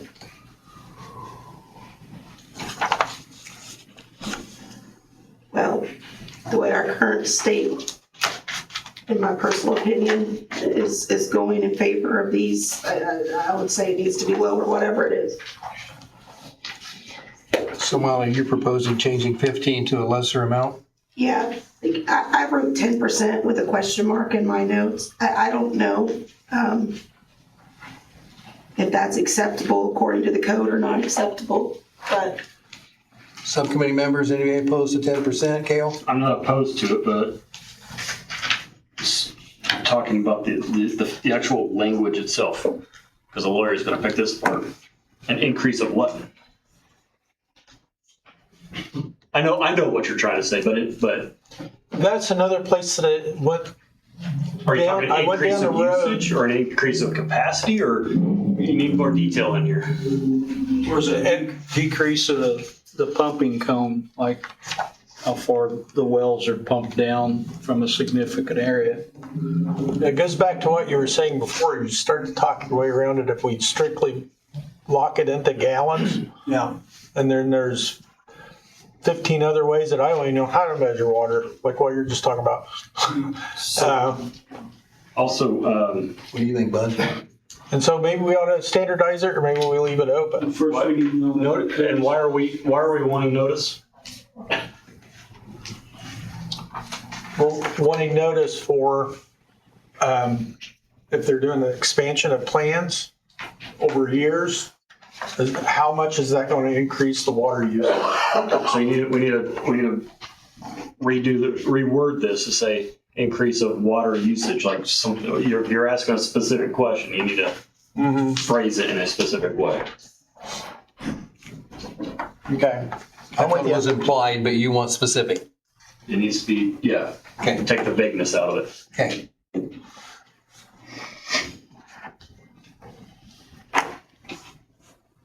Well, it's in section E, talking about water usage. I see where I'm going. I'm good.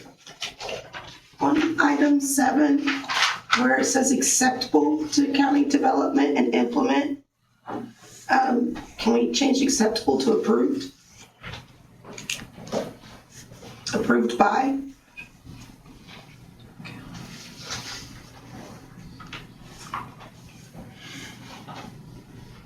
Because just to be in more language specific. Approved by the. Because it says or other qualified professional acceptable to the county. You want it approved by the county? I would say, yeah, if they're going to change plans and after their application, it should be reapproved. No. They're talking about the actual person, a third-party engineer or other blah, blah, blah, qualified professional acceptable to the county. They're not talking about anything but the person doing the inspection. So the county would pick that person? No, I think if we find that person to be acceptable, sure, whatever, go ahead, do your thing. I don't know that we should be picking, because we shouldn't be picking winners or losers, I think, which if the guy's qualified and we don't have any problems, let him go.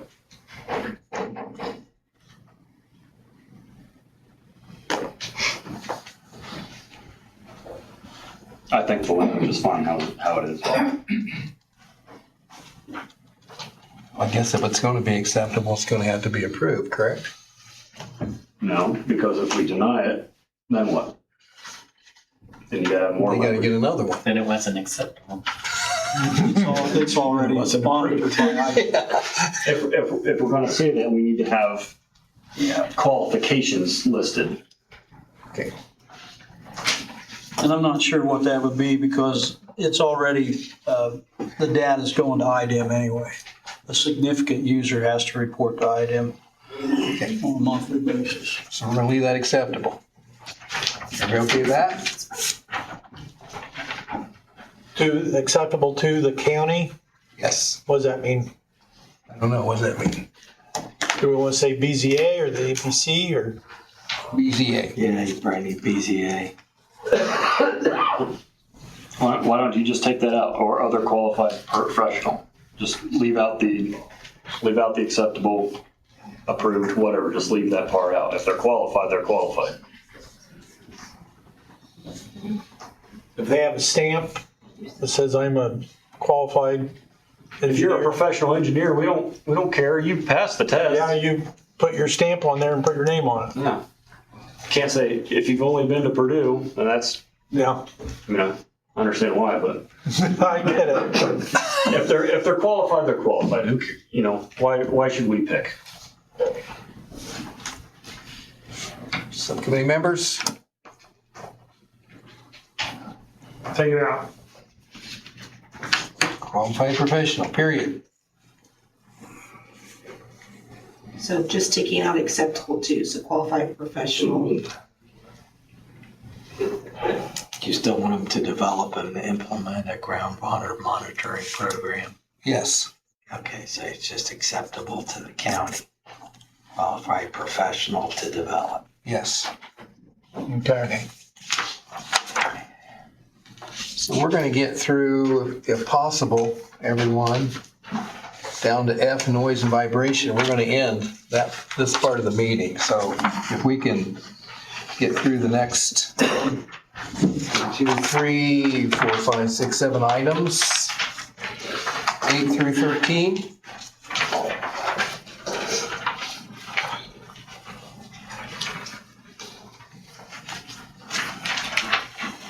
Number 9, do you want to make the BZA be required? Yeah. Yeah. Where it says board? Yeah. Yes. Yep. Should we add PFAS in there? I'm sorry? PFAS, the chemicals, the acronym. Yes. Yes. What does that acronym stand for? Putting you on the spot. Poly, What are you looking for? I have to ask you to look it up now, because I can't say it. Yeah. PFAS.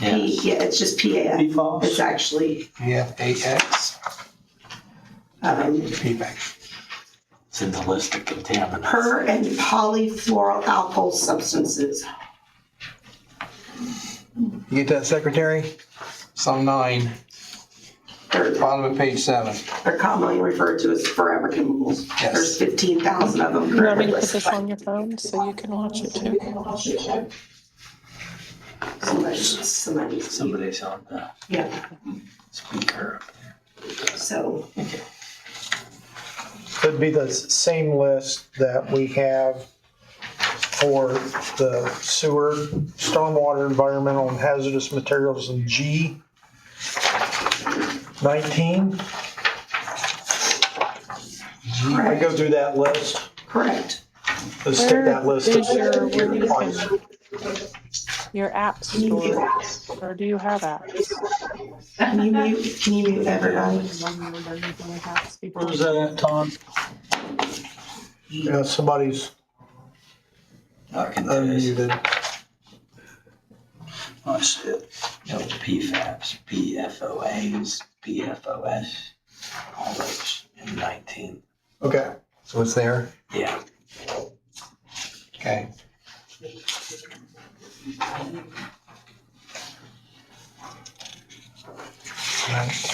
So are we good with 9? Number 9? Change board to BZA. Yes. Yep. Yes. All right.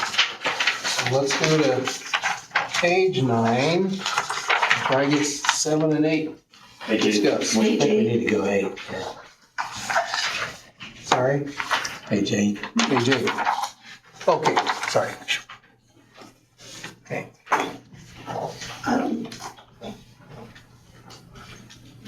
On number 11, instead of 1 mile, can we increase that to 2 miles?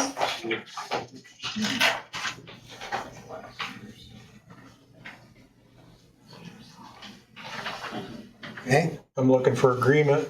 Everybody? Yes. That's paid for by who? Them. And by how? By mail? By email? By what? Sounds like they have to request Delivery it. method. Sounds like they have to request it. Monitoring results shall be made available. Doesn't mean that we automatically send them out. So, and made available from who? The county or the company? The company. And it should be listed as the company should Well, make it. It's after receipt by the county. The result after receipt by the county of the results. Yeah. So Well, it doesn't specifically say who do they get it from, does it? Would that be an IDM area? It'd be on their board, yeah. I mean, IDM's got a website and you can go to pretty much anywhere and see what they're putting out, yeah. Yeah.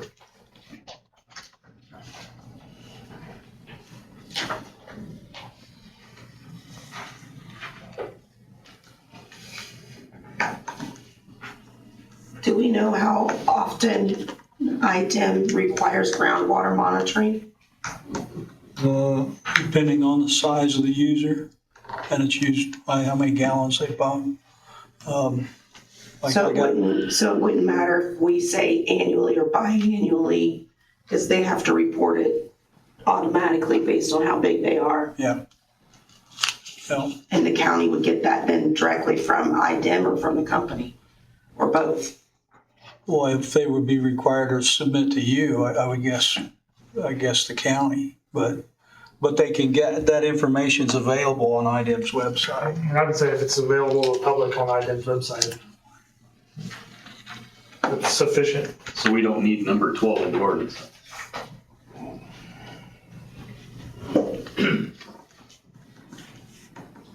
Strike it.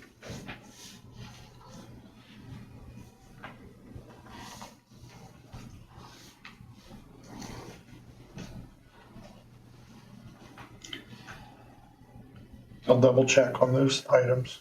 Yeah, as long as IDEM is managing that. Isn't also number 13, isn't that covered by the EPA or whoever also? Additional groundwater.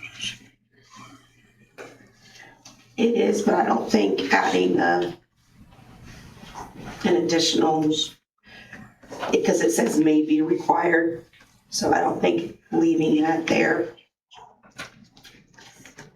Because, I Well, did. what's additional mean? It's tested a second time? I mean, we got, sure, I'm not no expert, but surely we have federal laws regarding testing of chemical spills and whatnot. Yeah, sure do.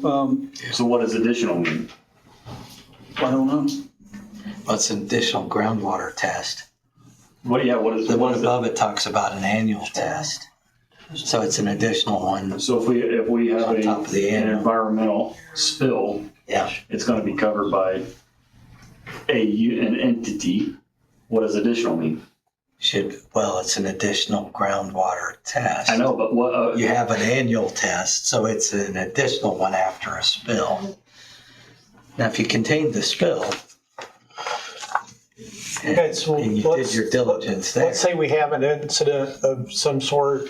We've got the feds come in and the state comes in, and a month later, in between everything, we have residents coming into the Area Plan Commission saying they've got some issues. That gives us the ability to go in and do that. It's a protective measure. No, I completely understand, but I'm asking, I'm saying, what is additional? We need to say what additional means, and we should put in at the request of or if a resident comes in and say, hey, I've got chemical tests that they, after the feds or whoever come in and say, it's okay, I've got data. So there needs to be a mechanism for a resident or somebody to come in and say, hey, we need to do additional testing. So there needs to be requirements of, there needs to be teeth behind it saying, this is why and how you should do your testing, not just additional. Yeah. So when I have a spill at the sewage plant or something happens, I have to report that right away. I've got X amount of hours to do that. In order to keep running, they will note what I'm doing and what I'm spilling into the stream, and they will even allow me more time to get it corrected as I work on it. But that's a public wastewater system. So as far as companies, if they had a spill that was harmful, that would all be regulated on the upfront. So what he's saying is an extra testing would only be necessary probably through a private individual. Is that the criteria that you're asking for? Yeah, if the government comes in and says, hey, this has been fixed, and resident can prove it's not, they don't, good luck getting the company to remedy it, right? So if you truly have an additional leakage or whatever, yeah. If we want teeth in that, we should add teeth. There needs to be a mechanism for more remedies. So after the EPA or whoever signs off on it. Yeah. So if the EPA goes to the site, does their inspection, and they deem the site okay, but the next day somebody shows up with a residual on their property or wherever, then that would be what he's talking is necessary. So it'd be at the request of the county. They would probably come to the county, then the county could order them extra testing. If an incident were to arise, the county awards the right to test, do a third-party testing. That's what it says. Yeah, The company's expensive. We're good. I think we're good with 13. Yeah. I'm not a lawyer, but I play one on the internet. I could pick this apart, though, is what I'm saying. Well, we're not going to pay you. Okay, that's fine. Should we add, on that list, should we add blow down and water discharge during and after construction? Where you at? On number 13, just adding what? Because it says, or other incident reasonably likely. I just think That's pretty broad. that's broad. Yeah. So.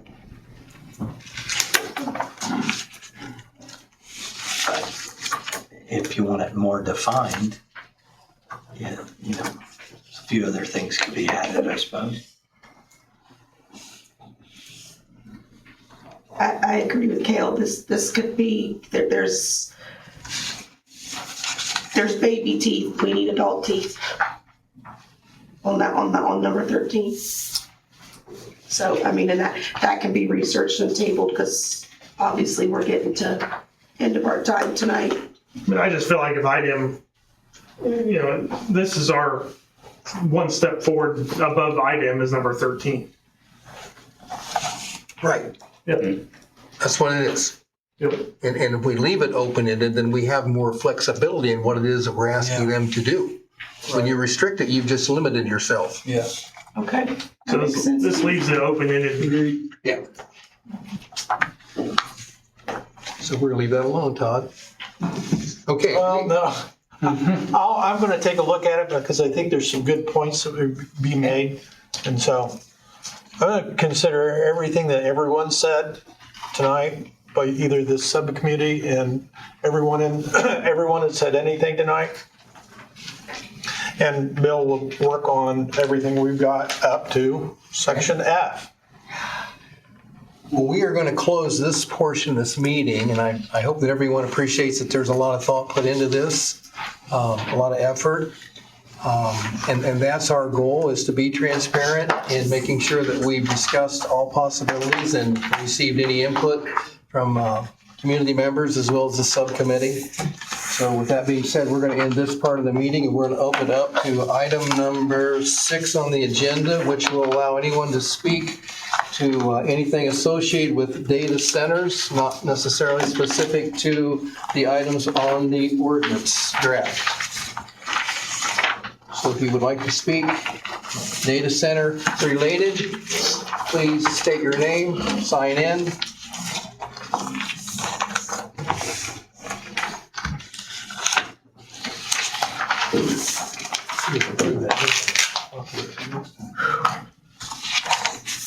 Sorry, guys, I missed this. We'll carry this to the next time. Hi, hello. My name is Pat Ansel, and I've lived here in Grant County for 34 years. My husband is a 5th generation Grant County farmer, and we live approximately 4 miles from this proposed site. So I'm very concerned about it. I have some questions. I found things. I'm a researcher. I'm a retired abstractor. Did a lot of tile research. Did some research on this. And I have some questions. I found out that the company behind the proposed data center is called Clean Cloud Energy, which is a joke to me, but there's nothing clean about data centers from what I've found. They have proposed a project spanning a 753-acre data center site. Is that how many acres? That's not how many acres they're going to take up, is it? I would voice your concerns at Marion City Council. I just had questions about it. I didn't know if you knew or not. And it No. said in an adjacent 3,200-acre solar farm. So we'll just drop that one. I want to go back to the water situation because that really concerns me. I know that our well has been there for generations, and the plumber has told us that it's really, the water table in our area is pretty high. So I'm thinking if they come in and take out 500 million gallons a day, to me, it sounds like it's going to drain the water tables. I found some situations online in other states where they have built data centers. There's a Georgia woman named Beverly Morris, and she has to carry water in buckets to flush her toilet after her private well became contaminated due to proximity to a large nearby data center. So she can't even drink her water now. It's toxic. That really concerns me. There's a big difference between what a company promises they're going to do and what in reality happens. There is a young lady on X. Her name is Ainsley Brown. This one really caught me. I can't remember what county she lives in Georgia. Fulton. Is it Fulton? I missed it. Did you read that about her? But anyway, their county commissioners approved a data center against the people's wishes. And now they built the data center. Now Georgia Power is coming in and they're using eminent domain and threats. And they're forcing people out of their homes. And this involves over 30 homes, a cattle farm, and a row crop farm. She posted a video on TikTok telling the truth about what was happening to her because her mother's home is involved in this. And TikTok kicked her off. So she had posted this on X, and I follow different people on Truth Social, X, Facebook, all this.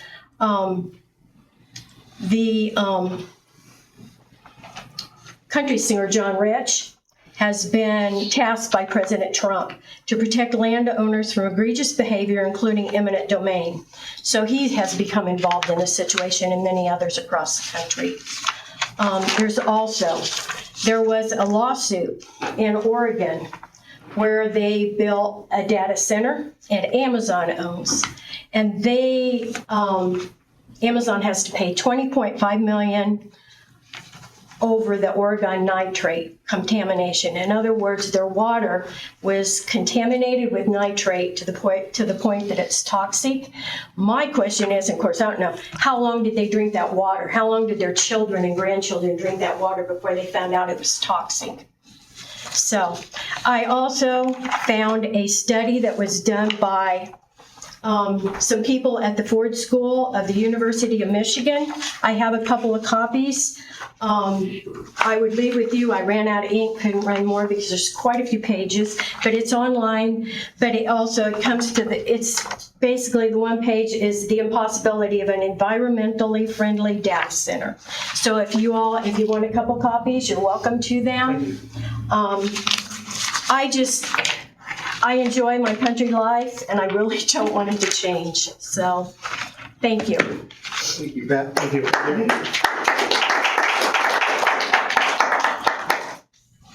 Anyone else? I just have a quick question about, has there been any kind of research or anybody reached out to any of the places, maybe Fort Wayne or whatever, that allow data centers in and looked at their ordinances and what they did and maybe some of the loopholes that were inside those that allowed that to happen? And then on the reverse side of that, maybe another area where they were successful in delaying it or putting it. We did a lot of that with the solar stuff, some of the different Madison County and Delaware County, looking at a lot of the different things and maybe not having to create everything ourselves, but just kind of take the best practices from some of that. That's Absolutely. Thanks, Bill.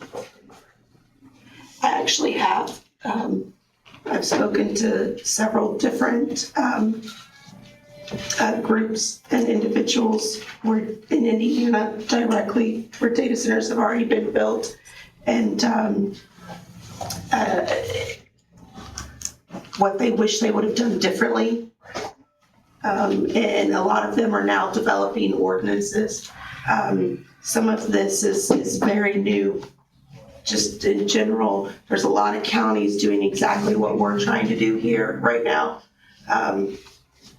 So that's the big thing about it. So we're all trying to communicate together to pull it out. Yeah, I just thought maybe creating a network where you could have one person from one place to another, kind of like a think tank where you meet and share ideas or something. Sure.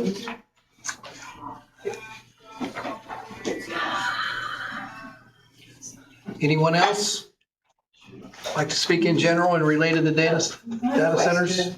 When you said that Gas City was going, my name's Jamie Enzer, I live here in Marion. I have a son that lives out in the county near the 255 exit that they were thinking about putting it. But I have a question. If Gas City allows it to do that accent, out there, will that affect Taylor University that is expanding right now?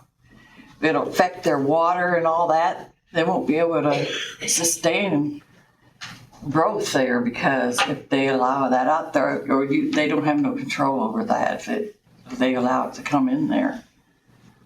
If annexed by Gas City, it would take our influence away. It would. But as long as it stays into the unincorporated area, this ordinance that we're preparing would apply to that area. We'll apply that so it would help them from taking their water supply away from their university that's growing. Correct. Okay, I was just wondering. And then the other question is, the farmers in that around where that data center, if their groundwater is all gone, then what happens to the farmers? Where are they going to live? Are they going to be the data center going to be accountable for them losing their place to live? I mean, when the water's gone, you can't live. I mean, and I mean, there was rumors saying that they just offer them pennies because who's going to buy their property with no water? I mean, even towns. I mean, there was a town in Texas that's completely shutting down because the town ran out of water because of a data center. So that's Those are shared concerns that we are taking into consideration. Thank you. Thank you. Anyone else? Yes, sir. Yeah, I have a question real quick. Could you say your name, please? On the area-wide zoning. Could you state your name? Oh, I'm sorry, it's Bob Sanchez, 1502 West Jefferson Avenue. On this planning zone that you're doing right now, that we're wanting to add 153.7 XX and then to the data center, and then you want to add the 153.7 XY battery energy. So I'm assuming that there's a company that's wanting to come into Marion because, or not Marion, but why are we wanting to add these chapters in? Because, you know, it looks real good over here on page 7, you know, where you're, the whole page is all written very well. But my concern is, why are we wanting to add these chapters? Amendment. Why do we want to amend this to include data centers? Why are we writing an ordinance for the data centers? Yeah. Todd, do you want to answer that, or Ed? I'll let you guys respond to that. You know, because I mean, it's like he said, you don't want to inhibit the growth of, but from what I'm reading and we're seeing, it's not a good thing. You know, even on page 7, it talks about the health department, and then we're in 7, you're looking at usage. I mean, you're addressing a lot. Or if you go further down, you're talking about the fiscal and who's responsible and all that stuff. But I know the final vote's going to be with the commission, but do we need to add this? And you don't have to answer, but I'm just questioning. I'm just thinking to myself, why? So the question, I think where you're headed is, why are we jumping through this? Why don't we just say, we're not going to have data centers in Grand County? That's in a nutshell, that's basically what I'm saying is, if we know it's not healthy for our community, unless you're asked to do it, you know, I'm just saying, why even add it? Can I say something? Please. Marshall County, Indiana actually just passed an ordinance banning data centers completely. I'm sorry. Marshall County, Indiana actually just passed an ordinance banning data centers completely. It has not yet been challenged. It's only a month old. The problem is that legally it could be challenged by a company. This actually, putting all of these specifics in place, legally protects our residents more so than an all-out ban does. Okay. So that's why. So I applaud Marshall County for doing it. I think that's great. However, it also opens them up potentially for a company coming in and saying, well, now you're completely saying no. Like Kale said earlier, right? Like we have to make sure we're not overextending ourselves to open us up for frivolous lawsuits that would ultimately take so much taxpayer money we would bankrupt ourselves anyway. Okay, well, I like the quarter mile. I mean, I like those kind of, you know, if you made such an ordinance where it's like ludicrous where they have to follow it, because I'm telling you, they're going to spend the money. I mean, we're negotiating. I mean, we're actually just negotiating. Well, you got to have this, you got to have that. They don't care. They'll put the money out there. So, but yeah, so I understand what you're saying as far as lawsuits and all that stuff. Correct. So just make it silly.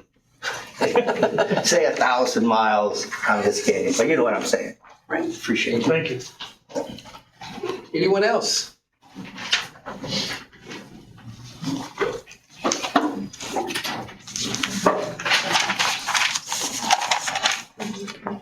My name's Michelle Wagner.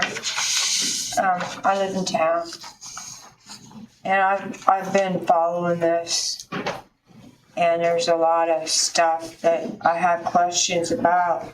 One is, we write all this up. Who is gonna make this stand? Who's the guy that's gonna go out and say, this is what we say? Because everywhere else is getting overridden. No matter what anybody says, they're like, oh, well, we're gonna sneak in, we're gonna do this, and we're gonna do that. And they're finding ways to do it because of the money. So what provisions do we have that they're gonna follow all this once this is written? You know, that's a big thing. And my other question is, and nobody can answer this, maybe somebody can answer this. Why is it that the United States has to have 50% or more of the world's data centers? Why is this? And I'll let myself out. Thank you, Michelle. Good evening. George Atkins. I live out on 600 East. I think one of the heaviest hitting definitions you have here is how you're going to stand up and uphold your HI district. That's kind of a controlling, I mean, you got both guns, 2 6-shooters, you know what I mean? And I think with a little bit of thought there that you can maybe, I can't think of the word I want to use, but kind of give their ideas going the other direction as far as whether or not they want to mess with us here in the county, just by the HI district. I better sign in. Thank you, George. I think that's important. The high impact area is a really controlling part of where development can go. Because they're not going to develop anywhere other than an identified high impact area. Because you named it, I mean, you named the area, then that's what they're available to. That's all you're going to give them, I guess. All right, thank you. Anyone else? Thank everyone for coming. We will announce, we took a shot at it, 7 pages out of 37. It's pretty good. We'll try again. We appreciate everyone's input. We look forward to having you come back at the next meeting. We'll make sure we publicize the next meeting once Todd's able to take the feedback that we've received and place it into the draft. Thank you.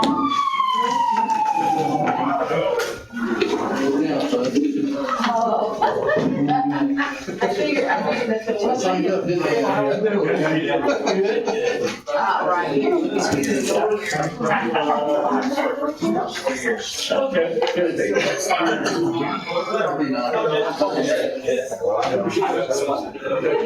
been a long day. For the rest of it. I think what we could do is we could go through the rest of the ordinance and share our comments thank you, Bill. To Todd. Yeah, do I think we'll get this kind of response in the next meeting? I think it'll slow down. They came to air their laundry. And that'll take care. The advice, thanks, Nolan. The advice that I wish I could give them, how do they get to Marion? Because Marion's the one that's attention has to